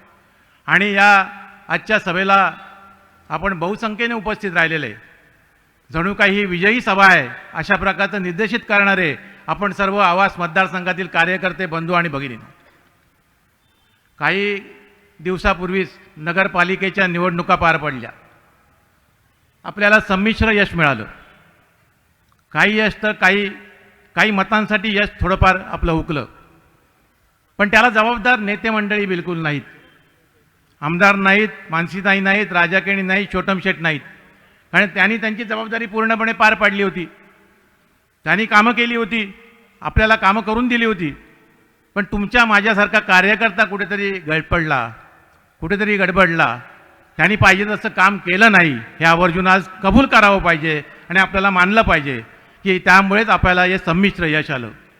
पण मित्रांनो, त्यानंतर आता लवकरच येणाऱ्या जिल्हा परिषद निवडणुका काही दिवसातच डिक्लेअर होतील आणि जानेवारीच्या आधी त्या पार पडतील. त्या निवडणुका म्हणजे उद्याची एक आमदारकीच आहे. असं आमदार नेहमीच म्हणतात की जिल्हा परिषद म्हणजे एक आमदारकीच आहे. त्या निवडणुकीमध्ये मात्र आपण गाफील राहून चालणार नाही. कारण जे काय करायचं आहे ते आमदारांनी केलेलं आहे. अहो फंड म्हणून किती द्यायचा? करोडोचा आकडा कधी आपण ऐकला नव्हता पूर्वी. शेका पक्षाचं राज्य असताना कधीही आपण लाखांमध्ये फक्त ऐकलं, ते सुद्धा लाख कट करून कुठेतरी यायचे. आज करोडोचा फंड आला आहे. सगळे रस्ते 1.5-2 वर्षामध्ये मुंबईसारखे होत आहेत, किंबहुना हा मुंबईचा उपविभाग म्हणून ओळखला जाईल अशा प्रकारचं वातावरण अख्ख्या मतदारसंघात आहे. त्यामुळे आपल्याला 10च्या 10 मतदारसंघामध्ये मजबूतीने काम करायचं आहे. आमदार साहेब, तुमच्या डोक्यावरचा जो एक भगवा पट्टा दिसतोय, हा पट्टाच आपल्याला हवा आहे. बाकीच्या पट्ट्यांची गरज नाही आहे, लक्षात ठेवा. कारण तो पट्टा बरोबर आहे ना, तो पट्टा एकच असला तरी आपण मजबूतीने आहोत, ह्याची चिंता करायची काय गरज नाही. अगदी मजबूतीने प्रत्येकाने कामाला लागायचं आहे. मीच या मतदारसंघाचा उमेदवार आहे, जिल्हा परिषदेचा मीच पंचायत समितीचा उमेदवार आहे. अशा प्रकारे आपण कामं करायची आहेत आणि आपल्याला यश मिळवून द्यायचं आहे. कोणत्याही परिस्थितीत जिल्हा परिषदेवर भगवा झेंडा फडकवायचा आहेच. त्यामुळे मी जास्त बोलत नाही, बोलणारे आहेत. आढावा बैठकीत सर्व माहिती छोटम शेटनी आपल्याला दिली. राजा शेटना बोलायचं आहे, आमदारांना बोलायचं आहे, वहिनींना बोलायचं आहे, ते आपले विचार मांडतीलच. फक्त तुम्हाला एवढंच सांगतो की ह्या मतदारसंघातली सीट आपण घ्यायची ना, हात उंचावून सांगा. पूर्णपणे बहुमताने सीट घ्यायची आहे. जिल्हा परिषद आपल्या हाती घ्यायची आहे ना. मग एकच घोषणा द्या, कोण म्हणतोय घेणार नाही? कोण म्हणतोय घेणार नाही? जय हिंद, जय महाराष्ट्र. धन्यवाद आदरणीय दीपकजी रानवडे साहेब. तदनंतर रायगड जिल्हा परिषदेच्या शिवसेनेच्या माजी पक्ष प्रतोद शिवसेना नेत्या सौभाग्यवती मानसीताई दळवी यांना विनंती आहे, आपण कार्यकर्त्यांशी संवाद साधायचा आहे.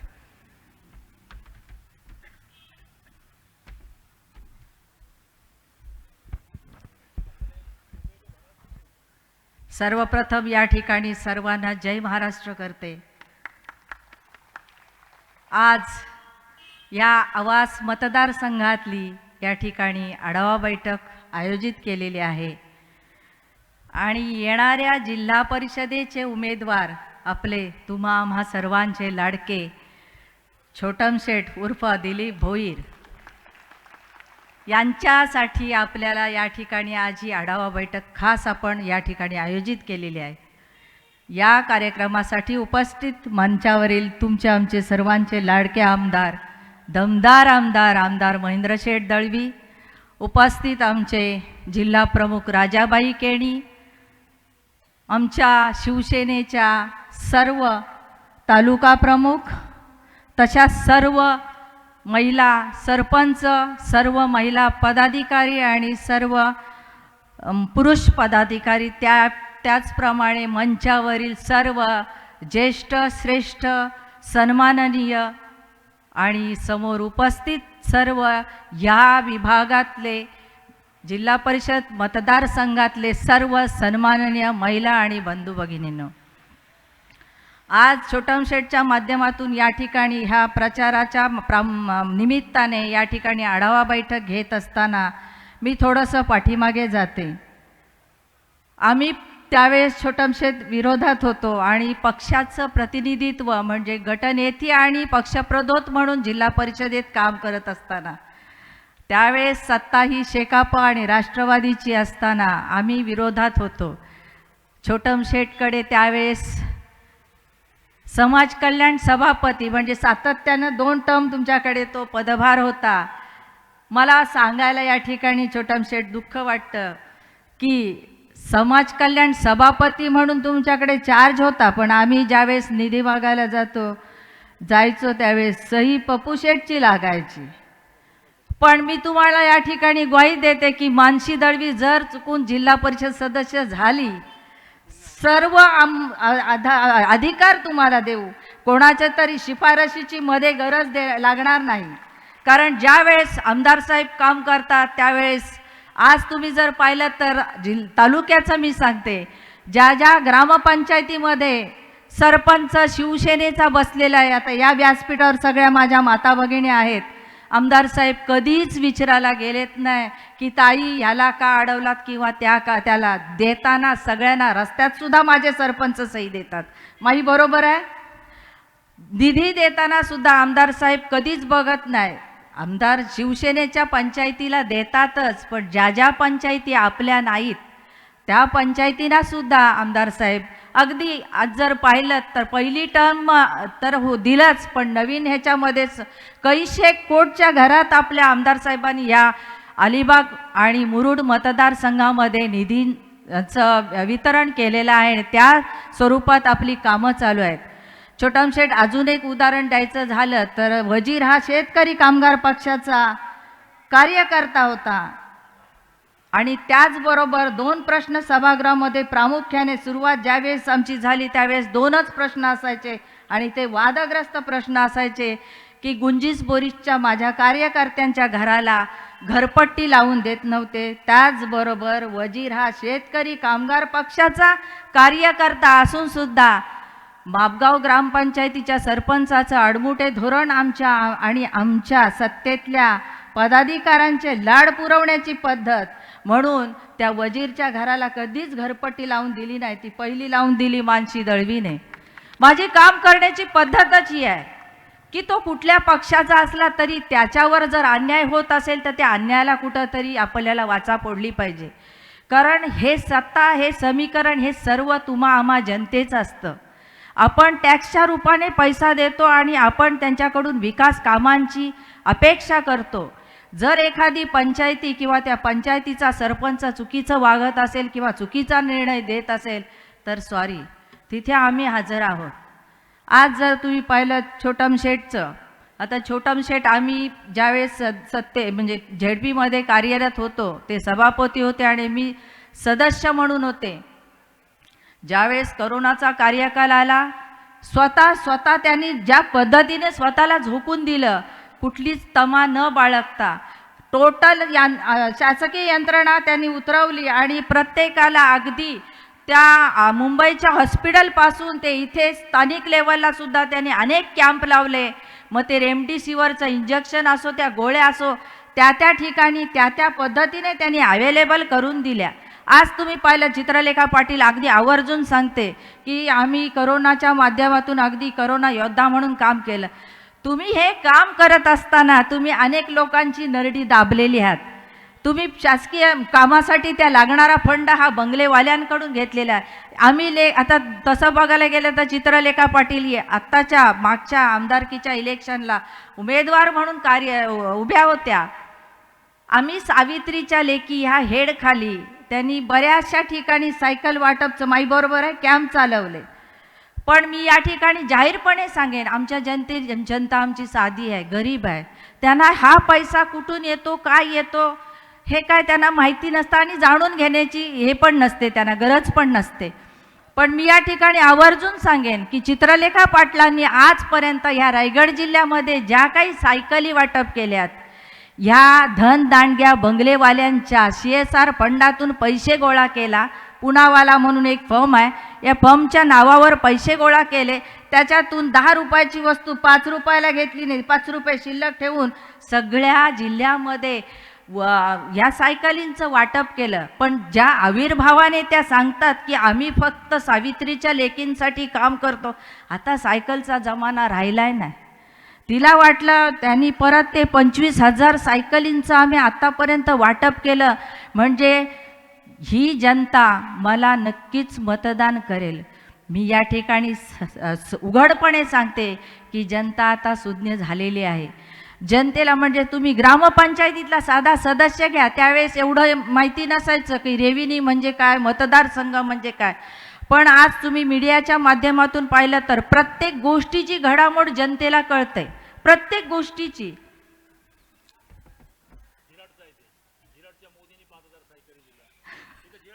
नाही, खरी गोष्ट आहे. आणि हे बघा, माझ्या थळच्या बंगलेवाल्यांनी माझ्या थळच्या बंगलेवाल्यांनी माझ्याकडे पत्रकं दिली की ही मॅडम आम्हाला चित्रलेखाताईंनी हे दिलेत की ह्या पुनावाला जी फर्म आहे त्या फर्मच्या नावाने आमच्याकडे तुमच्या बंगलेवाल्यांचा म्हणजे त्यांचे बिझनेस मुंबईला वगैरे आहेत त्यांच्या उत्पन्नाचा 1% काय 2% म्हणजे नफ्याचा 1 भाग हा आमच्या ह्या खात्यात जमा करा, आम्ही त्याचा विनियोग त्या सायकलींसाठी. पण माझं म्हणणं इथं आहे, ज्या कोणा बापड्याने पैसे दिले, चेकच्या स्वरूपात दिले की कॅशने दिले, त्याचं त्या सायकलवर नाव पण नसतं. फक्त नाव काय, PNP एज्युकेशन संस्था आणि त्यांच्या प्रोप्रायटर याची चित्रलेखा पाटील. पण एक आहे, जनता सुज्ञ आहे, जनतेने त्या परिभाषेत त्यांना मागच्या आमदारकीत उत्तर दिलेलं आहे. त्याचप्रमाणे आता जर तुम्ही पाहिलं की एकीकडे छोटम शेठचं काम आणि एकीकडे आता ते काय उभा कोण करतील त्याचं काय अजून अंदाज नाही. तरी पण माझी या ठिकाणी तुम्हा सर्वांना मतदारांना, आता मगाशी छोटम शेठनी सांगितलं की एक फक्त आपलं पाण्याचं दुर्भिक्ष्य आहे, ते म्हणजे कुठं की ते रेवसपासून पुढे, बरोबर आहे छोटम शेठ, आणि मांडव्यापासून. आणि त्यासाठी पण छोटम शेठ मी माझ्या पद्धतीने त्यावेळेस पंचायत समिती मध्ये जाऊन मिटिंगा घेतल्या, महिला काही सारळपासूनच्या आल्या होत्या, आपण त्या परीने प्रयत्न केले. पण त्याच्यासाठी ठोस आपल्याला उपाययोजना करावी लागेल. मी या ठिकाणी सांगायचं तात्पर्य एकच आहे की तुम्ही आम्हाला सत्ता द्या, आणि सत्ता देण्यासाठी जर तुम्ही आज विचार केला तर मी या ठिकाणी मापगाव मतदारसंघाचं सांगत असताना तमाम जनतेला एवढं सांगेन, आजूबाजूला इतर वॉर्डमध्ये म्हणजे इतर मतदारसंघामध्ये पण तुमचे नाते गोत्यातले काय, आता बाजूलाच तुमच्या वैजाळी मतदारसंघ आहे, तिकडे कुर्डूस मतदार, म्हणजे आज जर पाहिलं तर आपल्या तालुक्यामध्ये 7 मतदारसंघ जिल्हा परिषदेचे आहेत आणि पंचायत समिती गण आहेत. म्हणजे एका गटामध्ये 2 गण आहेत पंचायत समितीचे. तर 7 मतदारसंघामध्ये जे कोणी आपले प्रतिनिधी जिल्हा परिषद सदस्य आणि पंचायत समिती उमेदवार म्हणून जे काही उभे राहतील त्यांना तुम्ही आजूबाजूच्या मतदारसंघामध्ये पण जाऊन सांगा की जे उमेदवार महेंद्र दळवी, आमदार महेंद्र शेठ दळवी उभे करतील त्यांच्या हाताला बळ देण्याचं काम शेवटी तुमचं आहे. मी या ठिकाणी उपस्थितांना एकच कळकळीची विनंती करत आहे की मापगाव मतदारसंघ असो किंवा हा जिराड असो, हा टोटल मतदारसंघ असो, मागच्या वेळेला छोटम शेठ आपल्या विरोधात उभे होते, आज ते आपल्यात आलेले आहेत. मी तुम्हाला नम्रतेची कळकळीची विनंती करते की सगळे तुमचे हेवे दावे बाजूला ठेवा आणि एकोप्याने येऊन आपल्याला छोटम शेठचे हात बळकट करायचे आहेत या ठिकाणी. आणि त्याच्यासाठी उदाहरण देते की मागच्या वेळेला ज्यावेळेस आमदार साहेब आमदार नव्हते आणि जिल्हा परिषद सदस्य म्हणून उभे होते, मी थळचं या ठिकाणी नाव अभिमानाने का घेते की त्यावेळेस शेठच्या विरुद्ध उमेदवार आपला नृपाल पाटील उभे होते आणि आम्हाला खरंच भीती वाटत होती आहे घरातून. शेवटी त्यावेळेस त्याचे हे जयनभाई हे स्वतः आमदार होते, आईचा कार्यकाल होता, त्याचमध्ये आत्या ही सुद्धा मंत्रीपद भूषवलेली आणि घरातून एवढी सगळी नेते मंडळी वर्सेस आमदार महेंद्र दळवी म्हणजे आताचे आमदार, कसं काय करणार. पण एक गोष्ट आहे, तुम्ही सगळ्यांनी जर ठरवलं आणि एकीचं बळ जर सिद्ध केलं तर सगळं शक्य आहे.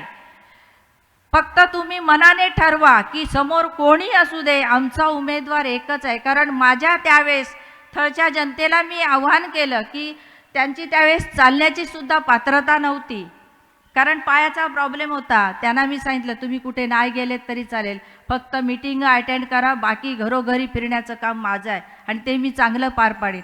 आणि खरंच सांगते, मी सगळ्यांना आव्हान केलं की आमदार महेंद्र दळवी उभे नाहीत तर तुम्ही स्वतः उभे आहात असं तुम्ही काम करा, की शेठकडं बघू नको, तुम्ही स्वतः उभे आहात असं या ठिकाणी मी सगळ्यांना सांगते. स्वतः तुम्ही उभे आहात असं समजून तुम्ही काम करा आणि आपल्या छोटम शेठचे हात मजबूत करा आणि ते तुम्ही कराल.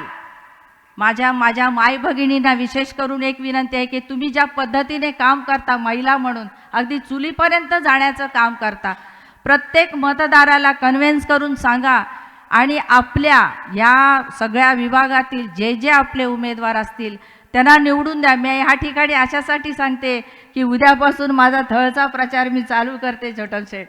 त्याच्यामुळे नंतरच्या आढावा मिटिंगांना असेल नसेल, पण या ठिकाणी मी एवढंच सांगते, सगळ्यांना कळकळीची विनंती सांगते की दोन्ही आज जे गट 2 आहेत ह्या झिराडमध्ये सुद्धा, तुला पण सांगते की सगळ्यांनी एकत्र या आणि एकत्र येऊन काम करा आणि मग बघा एकीचं बळ काय असतं. तुमचे रुसवे फुगवे बाजूला ठेवा आणि ही धुरा तुम्ही सांभाळाल अशी या ठिकाणी मी आशा बाळगते आणि थांबते. जय हिंद, जय महाराष्ट्र. धन्यवाद मानसीताई दळवी. त्यानंतर कार्यकर्त्यांशी संवाद साधण्यासाठी विनंती असेल शिवसेनेचे दक्षिण रायगड जिल्हा प्रमुख राजाभाई केणी.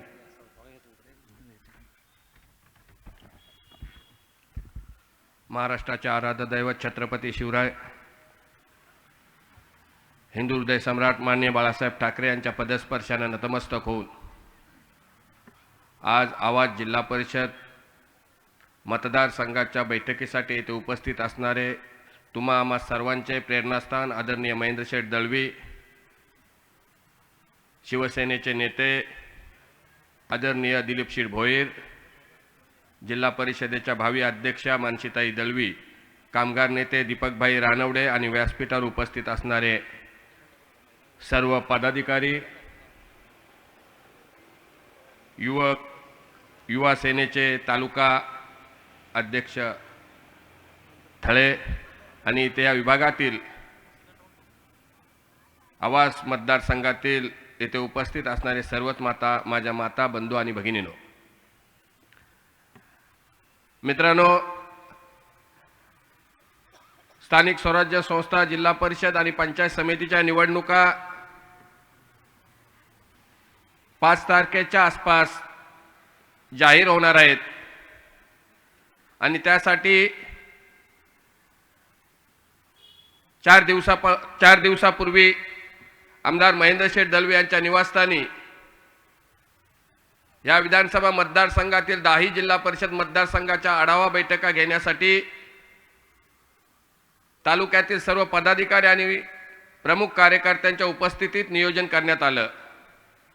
त्यानंतर परवा थल जिल्हा परिषद मतदारसंघाची आढावा बैठक न भूतो न भविष्य अशी पार पडली. त्यानंतर दुसरी बैठक आज आवाज जिल्हा परिषद मतदारसंघाची आज इथे आपण पार पाडत आहोत. परवा कुर्डू जिल्हा परिषद मध्ये नवीन झालेला आंबेपूर जिल्हा परिषद मतदारसंघाची बैठक कोयनाड येथे पार पडत आहेत. अशा 10 जिल्हा परिषद मतदारसंघाच्या बैठकी या 8-10 दिवसात पूर्ण करून येणाऱ्या स्थानिक स्वराज्य संस्थांच्या निवडणुकीला आपण सामोरे जात असताना शिवसेनेचे मुख्य नेते आदरणीय एकनाथजी शिंदे साहेबांच्या आदेशाने आमदार महेंद्र शेठ दळवी यांच्या मार्गदर्शनाखाली या 20 जिल्हा परिषद मतदारसंघाचा जो टार्गेट महेंद्र शेठ यांना दिलेला आहे, अलिबाग, मुरुड, रोहा, पेन, सुधागड या 20 जिल्हा परिषद मतदारसंघाचे पूर्ण उमेदवार कसे जास्तीत जास्त मतांनी निवडून येतील आणि शिवसेनेचं संख्याबळ कसा वाढेल यासाठी सर्व जबाबदारी आदरणीय महेंद्र शेठ दळवी यांच्यावर आहे. त्यामुळेच या मतदारसंघाच्या पूर्ण बैठका आपण इथं पार पाडत आहोत. दिलीप शेठ भोईर यांचा एक 5-6 महिन्यापूर्वी शिवसेनेमध्ये प्रवेश झाला. त्या अगोदर विधानसभेची निवडणूक 1 वर्षापूर्वी झाल्यानंतर आणि ती विधानसभेची निवडणूक पार पाडत असताना ज्या निवडणुकी प्रक्रिया ज्या पार पडल्या त्या प्रक्रियेमध्ये दिलीप शेठ भोईर यांना जी 34,000 मतं मिळाली, ती दिलीप शेठ या विधानसभा मतदारसंघामध्ये अपक्ष लढण्याची कोणाच्याही हिम्मत नव्हती. ती तुम्ही हिम्मत गेल्या विधानसभा मतदारसंघामध्ये दाखवून दिलीत आणि ती निवडणूक अपक्ष म्हणून तुम्ही लढत असताना, बॅटरी चिन्ह घेऊन तुम्ही लढत असताना अशी हिम्मत आजपर्यंत कुठल्याही उमेदवाराने या विधानसभा मतदारसंघामध्ये केली नाही. ती विधानसभा लढवण्याची हिम्मत तुम्ही केलेली आहात आणि ती 34,000 मतं या येणाऱ्या जिल्हा परिषद निवडणुकीमध्ये ज्या 10 जिल्हा परिषद मतदारसंघ आहेत त्या 10 जिल्हा परिषद मतदारसंघामध्ये त्या 34,000 मतांचा उपयोग होऊन हे 10चे 10 जिल्हा परिषद मतदारसंघ शिवसेनेचा भगवा झेंडा कसा फडकेल यासाठी आपण सर्वांनी प्रयत्न करायचा आहे. गेल्या विधानसभा निवडणुकीमध्ये तुम्ही ज्या ताकदीने लढलात, तुमचे जे कार्यकर्ते जे तालुक्यामध्ये ज्या मतदारसंघामध्ये जे पेटून उठले होते ते आम्ही डोळ्यासमोर बघत होतो. कारण ते कार्यकर्ते कुठल्या पक्षासाठी काम करत नव्हते, तर ते कार्यकर्ते दिलीप शेठ भोईर यांना निवडून आणण्यासाठी रक्ताचं पाणी करून या प्रत्येक गावामध्ये प्रत्येक वाडी वस्तीमध्ये जे रात्रीचे दिवस करून काम करत होते.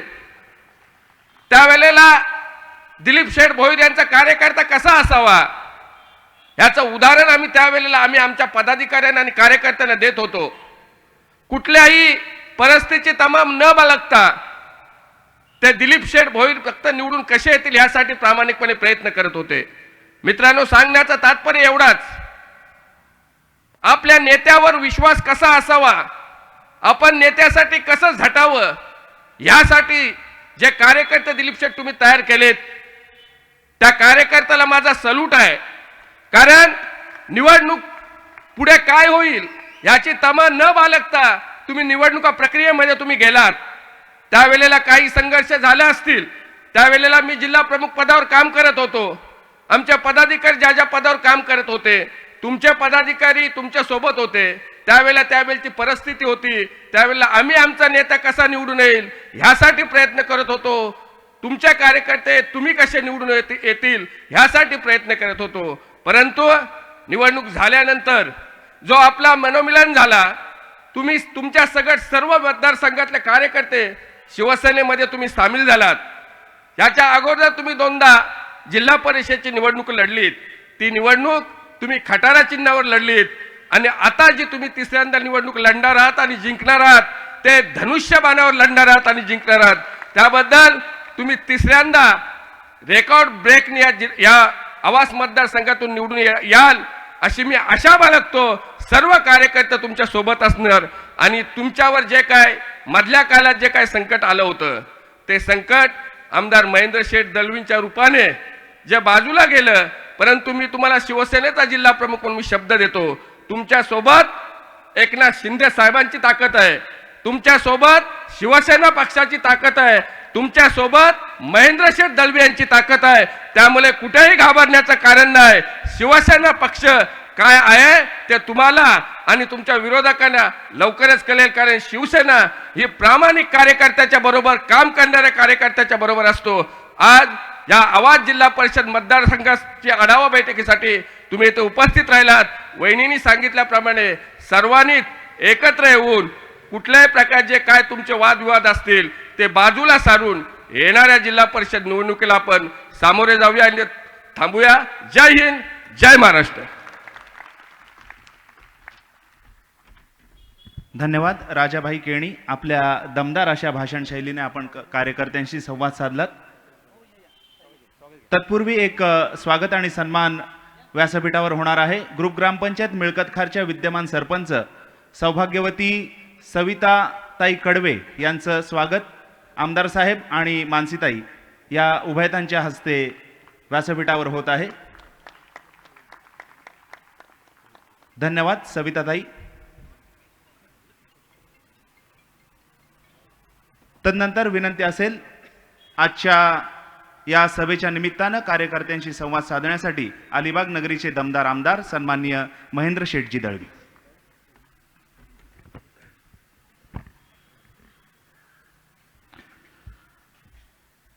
महाराष्ट्र राज्याचे माजी मुख्यमंत्री आणि आताच्या सरकारचे उपमुख्यमंत्री, शिवसेना पक्षाचे मुख्य नेते आदरणीय शिंदेसाहेब यांच्या मार्गदर्शनाखाली येणाऱ्या जिल्हा परिषद पंचायत समिती निवडणुकीच्या संदर्भात आवास जिल्हा परिषद मतदारसंघाच्या आढावा बैठकीसाठी ज्यांचं आता आपण मार्गदर्शन ऐकलं ते रायगड जिल्ह्याचे जिल्हा प्रमुख आदरणीय राजा केणी, आमचे मार्गदर्शक आदरणीय शिवसेना नेते दीपकजी रानवडे, माझी पत्नी मानसी दळवी, जिराटच्या विद्यमान सरपंच आमचे आदरणीय खडपेशेठ, आदरणीय माई,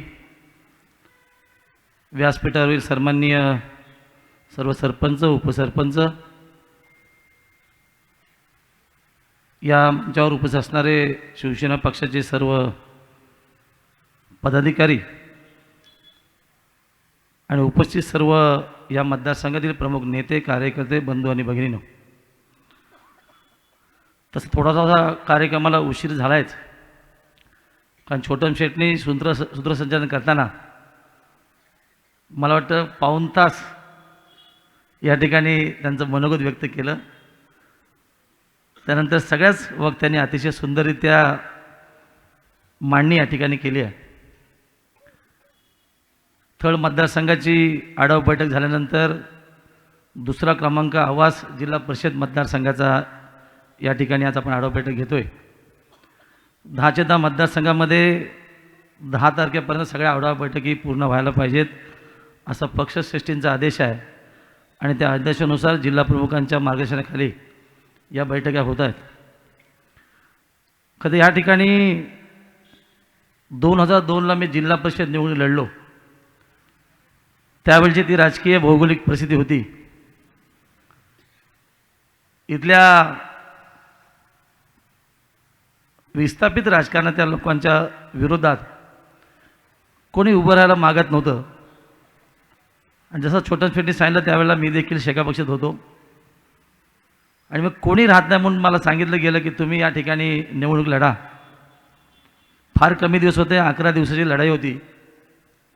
पण 11 दिवसामध्ये सगळ्या ग्रामपंचायत या मतदारसंघामध्ये, पंचायतीमध्ये मी या ठिकाणी दौरा केला.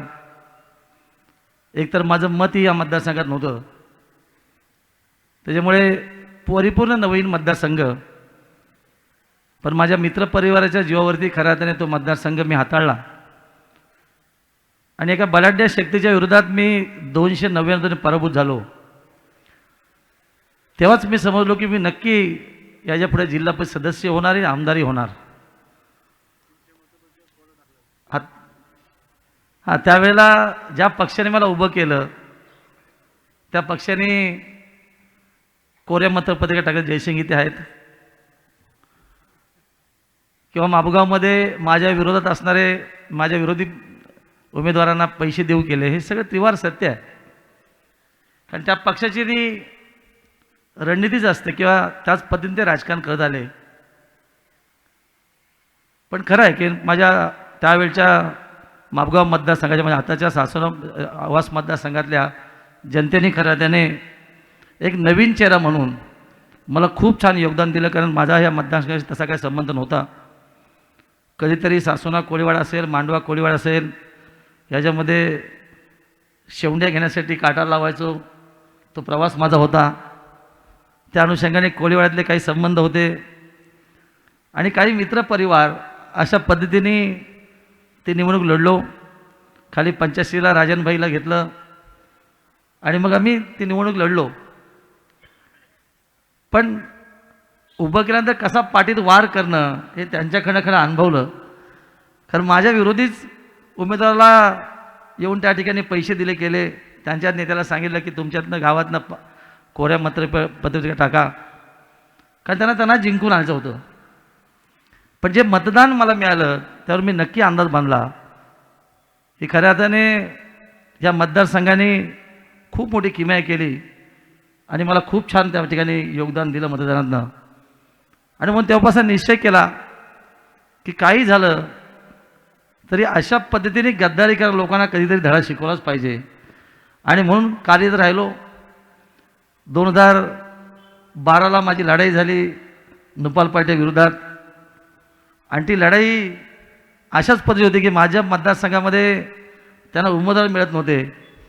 आणि मग जयंत पाटलांनी हट्ट धरला, काही झालं तर चालेल की ह्याच्या विरोधात माझा मुलगा उभा करेन, निवडून आणेन, असा चंग त्यांनी बांधला. कारण मध्ये 2007ची लढाई मानसी जिंकली होती. 2012ची लढाई मी उभा राहिलो, कारण तो मतदारसंघ ओपन झाला होता. उभा महाराष्ट्र बघत होता, कारण एकंदर शेका पक्ष त्यावेळेचं साम्राज्य खूप मोठं होतं. कारण आपण सगळं बघितलं, जिल्हा सत्ता असेल, बँका असतील, सगळ्याच गोष्टी त्यांच्याकडे होत्या. आणि मग एक वातावरण तयार केलं, संपूर्ण यंत्रणा त्या मतदारसंघात लावली. ते काही झालं तरी महेंद्रवाडीचा पराभव नक्की करायला पाहिजे. आणि खरंच हायटेक यंत्रणा लावली, माणसाला माणूस भिडेल अशी एक यंत्रणा लावली. पैसे देखील खूप उधळले गेले. पण जसं माणसाने सांगितलं की थळच्या जनतेने एकदा ठरवलं की परिपूर्ण ते करतात. हा पूर्ण अनुभव आत्तापर्यंत इतिहास आहे.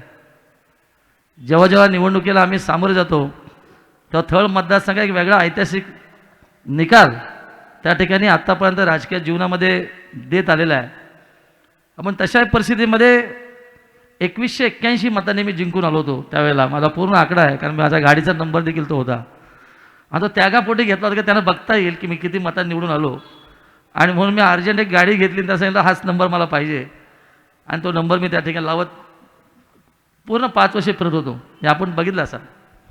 सांगण्यात तात्पर्य असंच आहे की आज त्यांच्याकडे काही नाही आहे. पण त्यांच्या घरातल्या मला असं वाटतंय की नुपाल पाटीलला पाडला, पौशेटची पत्नी त्या गेली मानसीच्या विरुद्ध तिला देखील पराभूत केली, पंडित शिरला देखील पराभूत केला, जयंत पटेल सून देखील पराभूत केली. हे सगळे रेकॉर्ड माझ्या नावावर आहेत अशासाठी, कारण एखाद्या कार्यकर्त्याला संपवणं कसा हे ते बरोबर रणनीती तयार करा. पण त्यातून मी बाहेर निघालो आणि बघता बघता माझ्या तमाम जनतेने दुसऱ्यांदा मला आमदार बनवला आहे. याचा सार्थ अभिमान निश्चित आहे. आणि आपल्याला आपली सेवा करण्याची संधी दिली. आढावा बैठकीचं वैशिष्ट्य एवढंच आहे की अतिशय मतदारसंघ हा खूप छान आहे. मगाशी माणसानेच घोषणा केली, खरं ती घोषणा मी करायला पाहिजे, पण इथे छोटमशेठ उमेदवार डिक्लेअर करून टाकले. आणि खरं आहे की 2 वेळा जिल्हा परिषदचं नेतृत्व ज्यांनी केलं, 2 वेळा सभापतिपद त्यांनी भूषवलं आणि सामान्य जनतेची सेवा करण्याची संधी त्यांना प्राप्त झाली होती. त्या अनुषंगाने अतिशय सुंदररीत्या त्यांनी पूर्ण जिल्ह्यामध्ये काम केलं, आपल्या मतदारसंघामध्ये काम केलं. आणि तिसऱ्यांदा देखील या मतदारसंघाचं नेतृत्व करतायत. पक्षाच्या वतीने त्यांना उमेदवारी जाहीर करतो. याचं कारण असं आहे, हे नेते आहेत आणि या मतदारसंघ कमांड आहे. अनेक आरक्षणच्या वेळेला अनेक सगळे राजकीय नेते अगदी पाण्यात देवबडून होते की हा मतदारसंघ हा वेगळ्याच दृष्टीने पडला पाहिजे. पण नशीब छोटंचं बलवत्तर आहे, ओपनच मतदारसंघ झाला. की तसे 10चे 10 मतदारसंघ आपल्याला जे फायदेशीरच पडले, कारण ह्याला आपण सगळे हजर होतात. आणि आज विरोधकांकडे काय नाही आहे. छोटमशेठ कोणाचं नाव पुढे याला घाबरतात, तुम्ही काळजी करू नका. तसे आता आपल्या जिल्हा नेतृत्वाखाली आपण लढायला चाललो आहे. पण 10चे 10 मतदारसंघ अतिशय सुंदर आहेत. कारण मागच्या 5 वर्षामध्ये सरकारचा आमदार म्हणून जे मी काम केलं ते खऱ्या अर्थाने पक्षविरहित मी काम केलं आहे. आपण बघितलं असेल की असं कुठलं, जसं मानसीने सांगितलं की जरी आपल्या पक्षाची पंचायत नसेल पण त्या लोकांची मागणी असेल, त्या मूलभूत सुविधा त्यांच्या गरजा पूर्ण करायचं काम सरकारच्या माध्यमातून निधी स्वरूपात मी प्रामाणिकपणे केलं.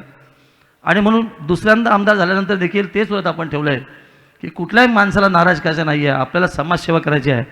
आणि म्हणून एकाच एक असे आपण जोडले गेलो. खरं तर विधानसभेला तुम्ही माझ्या विरुद्ध लढलात. राजेश शेठ सांगितलं खरं आहे की तुमच्या समस्त कार्यकर्त्यांनी जी मेहनत घेतली ती अतिशय सुंदर अशी मेहनत आम्ही बघितलं की शेवटच्या काही दिवसामध्ये अतिशय सुंदररित्या कार्यकर्ते तुमचे गाव टू गाव किंवा गाठीपिटी घेऊन एक वातावरण निर्माण करण्याचा तुम्ही प्रयत्न केला. खरं तुम्ही अपक्ष राहिलात, एका पक्षाच्या चिन्हावर राहिला असतात तर कदाचित दुप्पट किंवा तिप्पट तुम्हाला मतं मिळाली असती. पण अपक्ष राहून 33,500 मतं लोकांनी देणं हे काय साधं काम नाही. हा अंदाज आम्हाला देखील घेताना खूप विचार पडतो. साधी गोष्ट नाही आहे. अपक्ष राहण्याची डेअरिंग विशेषतः विधानसभेला कोण करत नाही आहे. अगदी घराण्याशाहीतला एखादा कोण व्यक्ती असेल तोच करू शकतो. आपल्यासारखा सर्वसामान्य माणूस अपक्ष राहून विधानसभा लढणं हे काय साधं काम नाही आहे. ते तुमच्या माध्यमातून तुम्ही केलं आणि समस्त कार्यकर्त्यांनी खूप छान पद्धतीने त्या ठिकाणी तुम्हाला योगदान देण्याचा प्रयत्न केला. 33,500 हे खूप मोठं मतदान आहे. जसं मी पहिल्यांदा उभा राहिलो तेव्हा 66,000 मतं मला मिळाली, पण धनुष्यबाणावरती मिळाली. त्या मतदारसंघात मी पोचवू शकलो नाही आहे. आर्थिक सुबत्ता पण नव्हती, कारण त्यावेळेला पण मला 11 दिवस होते. उमेदवार दिली तेव्हा सांगितलं तुम्हाला लढायलाच पाहिजे. पक्षाच्या आदेशाप्रमाणे मी लढलो. काही गावात पोचलो, काही गावात पोचलो नाही आहे. पण थोड्याशा अवधीमध्ये 66,000 मतं जेव्हा मिळाली तेव्हा मी समजलं मी पुढच्या वेळेला नक्की आमदार होईल. तो लोकांनी मला केला, दुसऱ्यांदा आमदार केला आणि लोकांची सेवा करण्याची मला पूर्ण संधी दिली आहे. आज माझ्यावर खरंच जबाबदारी सगळी आहे की मग अशी राजाने सांगितल्याप्रमाणे दोन्ही विधानसभा मतदारसंघ असेल, पेन असेल, अलिबाग असेल, म्हणजे पलीकडच्या 10 सीट जिल्हा परिषदेच्या, 20 सीट पंचायत समितीच्या, इकडल्या 10 सीट जिल्हा परिषदेच्या, 20 सीट पंचायत समितीच्या, अशा 20 सीट जिल्हा परिषदेच्या आणि 40 सीट पंचायत समितीची जबाबदारी माझ्यावरती आहे. त्यामुळे तुम्हाला सगळ्यांना घेऊन खऱ्या अर्थाने खूप मेहनतीने ते आपल्याला काम येणाऱ्या जिल्हा परिषदेला करायचं माझी खात्री आहे. कारण एकंदर आपल्या जोडीला देखील सभापती असताना मी पक्षप्रमुख म्हणून सभागृहात काम केलं. अनेक वेळेला आपल्याला मी मदत केली आहे. त्यावेळेला आलेल्या प्रसंगामध्ये देखील मी तुम्हाला मदत केली आहे छोटम शेठ. आणि तुम्हाला तो अधिकार असताना देखील जेव्हा तुमच्यावर प्रसंग आला तेव्हा सर्वस्व अधिकार तुमचे असणाऱ्या पक्षाने घेऊन कशा सहीचा दुरुपयोग केला हे आपण सगळ्यांनी बघितलं. आणि खरं तर एवढं मोठं समाज कल्याण खात्याचा निधी कशा पद्धतीने चुकीच्या मार्गावर घेऊन गेला हे आपण आल्यानंतर आपल्याला कळलं असेल. ही त्रिवार सत्यता, कारण सभागृह आपण होतो, आपण सगळं बघितलं. पण मी सत्यता सांगेन की छोटंसं सभापती असताना मी सांगत आलो छोटेसे आपण बाजूच्या मतदारसंघामध्ये आहोत, थोडासा समाजकारण निधी आम्हाला ते नाही शेठ जमणार नाही आहे, आम्हाला देता येणार नाही आहे. म्हणजे एवढा निष्ठेने असणारा एक कार्यकर्ता ज्या पद्धतीने लढतो किंवा एखाद्या भूमिकेत जातो हे खरं आश्चर्य आहे. का जिथे असता तिथे तुम्ही प्रामाणिक असता आणि म्हणून त्याचा सार्थ अभिमान निश्चित आहे. आपण शिवसेनेमध्ये पक्षावर आल्यानंतर एक वेगळी ऊर्जा या पूर्ण मतदारसंघात किंवा जिल्ह्यामध्ये निर्माण झाली. कारण एकंदर छोटम आणि महेंद्र एकत्र आले तर काही इतिहास घडू शकतात हे विरोधीच्या पक्षाच्या सगळ्या नेत्यांना ज्ञात आहे, माहिती आहे. हे दोघं जर एकत्र आले तर कुठलंही राजकीय गणित उलटफेर करू शकत ताकद यांच्यामध्ये असल्यामुळे आता बाकी सगळ्या घडल्या बिघडल्या आपण गोष्टी बघितल्या. आपली दीपालीताई तिथे बसलेली आहे. परवा पण मी आलो तेव्हा ती पण मला वाटतं पाठीच बसली होती. पण खरं आहे की तुमच्यावरती जो प्रसंग ओढवला तो खरं तर कुठल्या दुश्मनावर कोणी करू नये असं माझे व्यक्तिमत निश्चित आहे. राजकारणामध्ये विचारांची लढाई असली पाहिजे. विचाराची लढाई न करताना अशा पद्धतीने कुठल्या तरी एका घडलेल्या प्रसंगामध्ये ज्याला खरंच कायद्या स्वरूपात काही होत नाही आहे अशा परिस्थितीच्या गुन्ह्यामध्ये 7 वर्षाची शिक्षा त्याच्यामध्ये लावून घेणं आणि एखाद्या उभरत्या कार्यकर्त्याची जिंदगी बर्बाद करणं हे ज्यांनी आयोजलं होतं त्याला छेद देण्याचं काम खऱ्या अर्थाने माझ्यासहित माझ्या सगळ्या कार्यकर्त्या नेत्यांनी प्रामाणिकपणे केलं. मला आठवतं आहे की तो प्रसंग अतिशय बाका होता. माझी रोहायला सभा होती, मी असंच भाषण करायला उभा होतो आणि तुम्ही ज्यांना वकील नेमलं त्या वकिलांचाच फोन आला की छोटम शेठला 7 वर्ष शिक्षा झाली आहे. मी भाषण पूर्ण केलं, गाडीला स्टार्टर मारलं, तुझ्या भेटीसाठी हॉस्पिटल आलो. मी सांगितलं काळजी करायची गरज नाही आहे. पक्ष आणि महेंद्र दळवी किंवा आम्ही राजा आम्ही सगळे तुझ्या पाठी आहोत. या सगळ्या प्रसंगातून सहज बाहेर पडू, तुम्ही चिंता करायचं कारण नाही आहे. कारण असे प्रसंग आमच्यावर देखील खूप वेळ आले. म्हणजे गणपतीच्या पहिल्या दिवशी लोक घरी कुटुंबामध्ये आरती करतात आणि पहिल्या दिवशी मी जेलमध्ये जातो, हे सत्यता आहे, त्याच्यामध्ये काय नवीन आम्हाला नाही आहे. असे अनुभव अनेक वेळा आम्ही घेतले. मला देखील 2 वर्षाचे कन्व्हिक्शन झालं, शिक्षा झाली.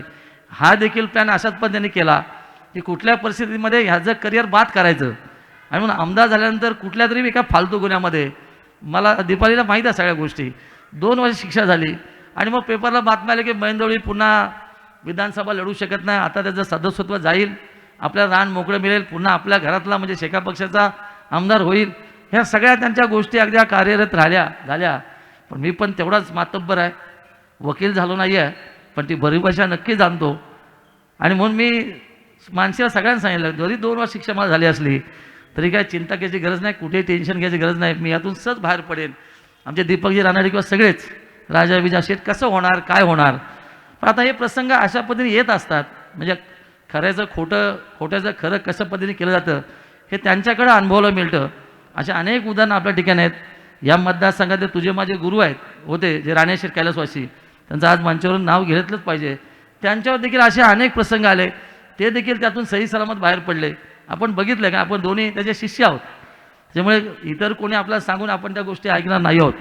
पण खरं आहे की ज्यावेळेला एखादा प्रसंग असा ओढवतो तेव्हा अख्खं कुटुंब हलतं किंवा तुझ्या जोडीला असणारे बिचारे 21 सगळे जे काय सहकारी होते त्या प्रसंगातले आरोपी त्याचे कुटुंब देखील मला भेटायला, पण मला सांगता येत नव्हतं. काही ताई ते बसल्यात, मी त्यांना सांगायचो ताई चिंता करू नका, तुम्ही माझं नेतृत्व स्वीकारलं, माझे पक्षाचा नेता आहे छोटम आणि त्याचे सगळे कार्यकर्ते आहेत, आलेला प्रसंग हा माझ्यावरचा प्रसंग आहे, त्यातून सहज मी बाहेर काढेन. आणि मी दिलेला शब्द 19 दिवसामध्ये परिपूर्ण केला. आणि इतरांना आश्चर्य वाटलं की अरे असं कसं होऊ शकतो, आम्ही आज सगळं घडून आणलं. पण असं कसं झालं? कारण अनेक दिग्गज मंडळी जे कायदे तज्ज्ञ आहेत ते सांगत होते की 7 वर्ष शिक्षा म्हणजे छोटं बाहेर येणार नाही, पुन्हा जिल्हा परिषद लढता येणार नाही, तर राजकीय बरबाद होईल. ह्या सगळ्या गोष्टींना तर आकलन करत होतो. पण खरं आहे की त्यांची अक्कल पण घाण टाकणारे आपण सगळे आहोत, त्याच्यामुळे कुठे टेन्शन घ्यायची गरज नाही आहे. एकदा शिवसेना पक्षाचा कार्यकर्त्यावर कुठलाही बाका प्रसंग आला तर आपलं पक्ष नेतृत्व एवढं खंबीर आहे, म्हणजे शिंदेसाहेब एवढे खंबीर आहेत की त्यांच्यावर देखील असे प्रसंग कित्येक वेळा येऊन गेले. पण सही सलामत जनतेमध्ये उभे राहून महाराष्ट्र राज्याचे मुख्यमंत्री झाले. आपल्याला पण तेवढाच संधी आहे. तुम्ही पुन्हा तिसऱ्यांदा या जिल्हा परिषद सदस्य होणार आणि सभापती तर 100% होणार. तुम्ही विरोधक जे काय बोलत आहेत आणि मी एकदा शब्द दिला की मी शब्दाला पक्का असतो छोटम शेठ, हे आमच्या सगळ्या नेत्यांना माहीत आहे. एखादी गोष्ट डोक्यात धरली की ह्या माणसाला इथे नेऊन इथून सोडायचं आहे तर सोडल्याशिवाय मी काय यात्रा संपवत नाही. तसं आता आपण ठरवलं आहे की काही झालं तर चालेल की आता आपण दोघं एकत्र आहोत. आपला पक्ष खूप मोठा आहे, ताकद खूप मोठी आहे आणि ह्या जिल्हा परिषद निवडणुकीमध्ये या जिल्ह्यातनं नाही तर ह्या महाराष्ट्रातनं खऱ्या अर्थाने शेका पक्षाला हद्दपाद नक्कीच करणार. आणि त्याच्या जोडीला आता लागलेत काही वेळे झाले करायला, ज्यांच्या बापाला संपवलं शेका पक्षाने तेही आता त्यांच्याबरोबर ती माकड चाळे करायला लागलेत. असं होत नाही. एका निवडणुकीने जिंकून काय मोठा आभाळाला हात लागत नाही आहेत. आपण शून्यात आलेली मंडळी आहोत. तुमचा आणि माझा इतिहास या पूर्ण रायगड जिल्ह्याच्या जनतेला पूर्ण माहिती आहे, कशातनं आलेत, कशा पद्धतीने लढलेत. आणि खरं आहे की आपली सेवा करण्याची जी वृत्ती आहे ती मला वाटत नाही की लाखात एखादा माणूस असेल. कारण आम्ही जरी विरोधक तुमचे होतो आणि जेव्हा तुम्ही एखाद्या सार्वजनिक कार्यक्रमामध्ये आम्हाला बोलवायचे, मग क्रिकेट असेल किंवा इतर कार्यक्रमाला आम्ही यायचो, सन्मानही यायचो, तुम्ही आम्हाला खूप सन्मान द्यायचे. पण मी त्याही याला सांगतो की छोटमशीर या एकदा आमच्यामध्ये कशाला थांबतात इकडे, आपण दोघं एकत्र आलो तर कोणाची वाट लावू शकतो हे सगळं सांगितलं. पण बरं झालं सगळ्या गोष्टी काळानुरूप घडत गेल्या. तुम्ही विधानसभा लढल्यानंतर तुम्हालाही लक्षात आलं की ज्या पक्षामध्ये तुम्ही जाऊन प्रामाणिक सेवा करत होतात त्याने तुम्हाला शेवटच्या क्षणाला बाहेरचा रस्ता दाखवला. पण जनतेने 33,500 मध्ये तुमचा सन्मान केला आणि मग जो तुम्ही निर्णय घेतलात की कुठल्याही परिस्थितीमध्ये आपण झालं काही झालं तर आपण शिवसेनेमध्ये जायला पाहिजे आणि एका विचाराची दोघं आपण एकत्र आलोत. आणि मला जिल्ह्याच्या राजकारणामध्ये वेगळं समीकरण लागतो की तुम्ही तर माझी सभापती आहात, मी 2दा आमदार आहे, मलाही तिसऱ्यांदा व्हायचं आहे, तुम्हाला तिसऱ्यांदा सभापती व्हायचं आहे, हे समीकरण जुळून आलं आहे. तुम्ही काय चिंता करायची गरज नाही आहे. आणि आपली ताकद आहे की संपूर्ण मतदारसंघामध्ये सगळे एकत्र आलेने आपण एकटे लढलो तरी आपण सहज मारू शकतो. ही ताकद आपल्यामध्ये निश्चित आहे. कुठेही कशाची कमी नाही आहे. आता आपण बघितलं की आपण दोघे एकत्र आल्यापासून सगळे पक्ष एकत्र यायला लागलेत. मग सगळ्यांचे विचार बाजूला ठेवलेत. काही झालं तर या शक्तीनं हरवलं पाहिजे, म्हणजे शिवसेना हरवलं पाहिजे. आता राजाखेडीच्या मतदारसंघामध्ये असंच गणित लावतात, मागची स्वप्न बघतात की मागे आम्ही होतो, हा आमचा मतदारसंघ बालेकिल्ला होता, पण मागील 10 वर्षामध्ये तो राजाने बालेकिल्ला केला आहे. तिथे तुम्ही कसा दावा दाखवू शकता? असे सगळेच मतदारसंघ एकाच एक आहेत. त्यामुळे आपले उमेदवार फिक्स झालेत. पंचायत समितीचे सदस्य पण तुमच्या मतदार फिक्स झालेत. जे दोघांना माहीत आहेत, राजाला कानात सांगायचं आहे किंवा म्हणून मी कानात सांगितलं आहे, 10च्या 10 मतदारसंघातले पंचायत समितीच्या सीट देखील फायनल झाल्यात, 10च्या 10 सीट देखील फायनल झाल्यात. आपण वाट बघतोय की 5 तारखेला आरक्षण झालं की आपण सगळ्या कार्यकर्त्यांना घेऊन छोट्या छोट्या बैठकीद्वारे गाव पातळीवरती पोचून जी काय विकास कामं बाकी असतील ती परिपूर्ण करण्यासाठी आपण कटिबद्ध आहोत. सरकारचा आमदार काय करू शकतो हे आपण बघितलं की रेवसकरांचा ब्रिज हे आपलं या भागाचं स्वप्न होतं. का तर ह्या भागाचा कायापालट करण्यासाठी 1982ला अंतुले साहेबांनी मुख्यमंत्री असताना स्वप्न बघितलं होतं. त्याच खऱ्या अर्थाने आपण दाखवून दिलं की रेवसकरांचा पुलाचं काम आज या ठिकाणी चालू झालं. त्याला असणारं रेवदंडा पुलाचं काम सुरू झालं आहे, आगरदंडा पुलाचं काम सुरू झालं आहे. हा रस्ता आपल्याच भागातनं जातो, कदाचित जिराटच्या पलीकडच्या भागातनं जातो. हा 42 मीटरचा रस्ता हा या विकासाची एक गंगा घेऊन येणारा रस्ता आहे. हा गेम चेंजर रस्ता आहे. आणि खऱ्या अर्थाने आपण बघितलं की आज आपल्याकडे जागेला किती भाव आहे किंवा जागाच नाही, रवी सांगेल, मला जास्त सांगता येणार नाही. तिथे अनेक मान्यवर आहेत, सगळे इथे बसलेले काही मंडळी आहेत. आता जागाच शिल्लक नाही आहेत, स्वतःच लोक मिळत नाही आहेत. आता तुझा तो व्यवसाय नाही, माझा थोडासा आहे तो त्याच्यामध्ये. पण अशी परिस्थिती आहे की त्या पुलामुळे खऱ्या अर्थाने एक चांगले दिवस आपल्या या भागाच्या लोकांना नक्की मिळणार आहेत. अशी अनेक विकास कामं आहेत जी खऱ्या अर्थाने मागास तुम्ही सूचित केलं की कार्लेखिंडेपासून अगदी हाशिवरी मार्गे हा रेवस पूर्ण हा रस्ता, जिराटपासून कंशोपाडा मार्ग पूर्ण हा 400 कोटीचा रस्ता आज काम सुरू झालं आहे. आपण नुसती घोषणा करणार नाही आहोत. फार पूर्वीचे राजकारण लोक 2 लाखाचा रस्ता दिला तर गाजावाजा करत सगळं नारळ वाढवून सगळं श्रेय लाटण्याचा प्रयत्न करतात. आपण हजारो कोटी रुपये आणलेत मी सांगायला गेलो तर मला 3 तास पुरायचे नाही आहेत. म्हणजे पूर्ण विधानसभा मतदारसंघामध्ये जेवढे 1000 कोटी रुपये आणलेत, खरं आहे विरोधक पण चर्चा करतात, अरे पैसे आणतं कुठून? आता ही काय सरकारची चोरी नाही आहे, त्याला डोकं लागतं, प्रशासनाची माहिती पाहिजे. आपण खालून गेलो आहोत, ग्रामपंचायत सदस्यापासूनची कारकीर्द आहे, प्रशासन आपल्याला पाठ आहे. कदाचित जे आता बोलत आहेत त्यांना फुकटचा सोन्याचा चमचा तोंडात आलेला आहे, त्यांना काय कळणार या सगळ्या गोष्टी. आणि म्हणून मगाशी माणसेने सांगितलं की शेका पक्षाच्या महिला आघाडीच्या नेत्या काही भाष्य करत असतात, अगदी बालिश बुद्धीप्रमाणे सहज महिलांमधून कशा पद्धतीचे वक्तव्य करतात. कदाचित त्या ह्याच्यात जाऊन तुम्ही बघा त्यांचे फोटो, मग तुम्हाला अंदाज येईल यांचे गुण किती आणि अवगुण किती आहेत. आज महिलांचा आदर करणारे आपण मंडळी आहोत. ठीक आहे, फॅशन करायला का आम्ही नाराज करत नाही, पण तुम्ही अशा पद्धतीचं आव्हान आहे की आम्ही सगळ्यात अगदी ह्या पद्धतीने जनमानसामधल्या सर्वसामान्यामधल्या कार्यकर्ते आहोत. आता काही मागच्या निवडणुकीत बघितलं की सरळ सांगतात ते की माझं सासर देखील माहेरपेक्षा सासर पण खूप मोठा श्रीमंत आहे.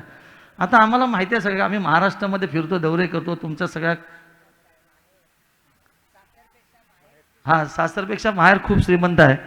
आता सांगतात ताई, आपण सगळ्या ऐकतो सगळ्या गोष्टी, पण हे बोलाचे बोल आहेत, असं कधी होत नाही आहे. माणूस किती गरीब असला तरी विचारीन चांगला असं की लोक स्वीकारतात. आणि त्याच्यामुळे आम्हा दोघांना किंवा आमच्या राजाला असेल, आम्हाला सगळ्या लोकांनी स्वीकारलं आहे. आणि म्हणून हा मतदारसंघ अतिशय सेफ मतदारसंघ आहे. फक्त सगळ्यांनी मगाशी मानसीने सांगितल्याप्रमाणे सगळ्यांनी एकत्र येऊन मनभेद सगळे बाजूला ठेवून एक दिलाने काम करायला पाहिजे. कारण एक तर निश्चित आहे की येणारी लढाई ही शिवसेनाविरुद्ध सगळे पक्ष एकत्र येण्याची आहे. त्यामुळे आपण सगळ्याच कारखान्यात सज्ज राहा. आत्तापर्यंत छोटं असेल, मी असेल, राजा असेल, मानसी असेल किंवा अनेक आमच्या माई पण या ठिकाणी आहेत. माईची लढाई मला आठवतं सरपंच पदाची, एका बलाढ्य शक्तीविरुद्ध त्या लढल्यात. आमचे खडपचे तिथे आहेत, आम्ही आलो नाही आहेत, पण आम्ही जादूगार तर नक्की आहोत. माईना माहिती आहे ती कला. त्यामुळे कारण छोटं तुम्ही तिकडं असाल, मला माहीत नाही होतं का. त्यावेळेला आम्ही अशी कला करू शकतो, त्याच्यामुळे काही फरक पडत नाही. पण खरं आहे की सगळेच आमचे संदीप भाऊजी या ठिकाणी आहेत, भाऊ आहे या ठिकाणी आहेत, जे आमचे गुरुस्थानी आहेत, असे अनेक मान्यवर या ठिकाणी बसलेत की त्यांची जागा या मंचावरती आहे. खरं तर मंच छोटा असल्यामुळे आपले इथे सेवा देता येणार नाही आहे, पण छोटंसं नियोजन आयोजन हे खरं बघण्यात. आता परवा पण एक कार्यक्रम केला, बरे ग्रुप डान्सचा कार्यक्रम होता, पण एखाद्या भव्य असा महाराष्ट्र स्तराचा कार्यक्रम आहे, अशा पद्धतीने त्याची योजना सगळी केलेली आहे. आणि कुठलंही काम म्हणजे राजकीय असेल, सामाजिक असेल, ह्या सगळ्या कामामध्ये तुझा हात धरायला कोण मागणार नाही आहे, हे नक्की. कारण आपलं नियोजन आणि तुझी जी कार्यकर्त्यांची फळी आहे किंवा एकंदर तुझ्यावर काम करणारी जी मित्रमंडळी आहे, सहकार्यकारी आहे, ते अतिशय नियोजनबद्ध ते कार्यक्रम करतात. आणि म्हणून कुठेही विचलित न होताना म्हणजे इथली जबाबदारी कार्यकर्त्यांच्या जीवावर देऊन इतर मतदारसंघामध्ये तुम्ही प्रचार करा. कारण आपल्या राजा असेल, तुम्ही असेल, मी असेल, दीपकजी असेल, आपल्यावरती तसं 40-20 सीटची जबाबदारी आपल्यावरती आहे. त्यामुळे आपण सगळेच बिझी राहू. म्हणून आपण ठरवलं की पक्षाच्या आदेशाप्रमाणे प्रति दिवशी संध्याकाळी एक जिल्हा परिषद मतदारसंघामध्ये जाऊन कार्यकर्त्यांच्या व्यथा ऐकून घेणं, समस्या ऐकून घेणं, त्यांना न्याय देणं, ही सगळी भूमिका आपण निश्चित करणार आहोत. मी प्रामाणिकपणे सांगेन, खऱ्या अर्थाने अनेक या विभागातले आमचे निवासशेठ असतील, आमचे राणेशेठ असतील की ज्याने तुमच्या माझ्यावरती भरभरून प्रेम केलं, आपल्यामध्ये नाही आहेत, पण पडत्या काळामध्ये आपल्या दोघांनी त्यांनी साथ दिली. अशा अनेक नेते मंडळी आहेत की ज्यांनी खरंच आपल्या पाठीवर हात देऊन लढण्याची शक्ती दिलेली आहे. आज ते जरी नसले तरी त्यांचे वारस म्हणून त्यांचे मुलं देखील आपल्याबरोबर आहेत आणि खूप छान पद्धतीने काम करतात. त्यामुळे कुठेही घाबरण्याचं कारण नाही आहे. तुझ्या मतदारसंघामध्ये मला असं वाटतंय बाहेरचा उमेदवार नक्की येईल. इथले जे कोण जन्मदाते आहेत ते मला वाटत नाही की तुझ्या विरोधात उभारचे डेअरिंग करतील. कारण आपले जेवढे चेहरे मी आता वाचतो, हे सगळे चेहरे जर एकत्र असतील तर तुला हरवण्याची ताकद कोणामध्ये निश्चित नाही आहे. म्हणून सगळ्याच मतदारसंघामध्ये पक्षाची ताकद कामास्वरूपात निश्चित चांगली आहे. म्हणून अशाच पद्धतीची आढावा बैठकीद्वारे आपले विचार खऱ्या अर्थाने शेवटच्या माणसापर्यंत घेऊन जाऊन मतदारांपर्यंत आपली पक्षाची भूमिका, केलेलं काम आणि छोटम शेठने केलेलं समाजकल्याण सभापती यांनी दिलेली सेवा, खरं आहे की मगाशी एक राहून माझं गेलं की करोना काळामध्ये जी डेअरिंग छोटम शेठने केली ती इतर कोणी महाराष्ट्रामध्ये करणार नाही. कारण प्रत्येक पेशंट, अगदी सिरियस पेशंट जाऊन हाताने जीव भरवून त्याला, एवढी डेअरिंग आम्हालाही जमणार नाही आहे. कारण आम्ही त्यावेळेला तुमचं काम बघत होतो. आणि म्हणून त्या प्रसंगात एका कार्यक्रमात तुम्हाला मी योद्धा म्हणून पदवी दिली, खरं आहे, आणि ती अबाधित राहिली. आजही लोक जसं दमदार आमदार बोलतात तसं करोना योद्धा म्हणून तुम्हाला बोलतात. हा अभिमान आहे आणि हा कायमस्वरूपी लोकांच्या हृदयात राहील. एवढंच आज या ठिकाणी सांगतो. का तर खूप उशीर झाला, खूप छान लोक या ठिकाणी आली. माझी खात्री आहे की येणाऱ्या 5 तारखेला नक्की आचारसंहिता लागेल. 5 तारखेपासून फार कमी दिवस आपल्यामध्ये आहेत. प्रत्येकाने या मतदारसंघातले उमेदवार स्वतःच आपण आहोत ह्या पद्धतीने काम करून खऱ्या अर्थाने छोटमसहित दोन्ही पंचायत समिती उमेदवारांना भरघोस मतं निवडून द्यावी ही आशा बाळगतो.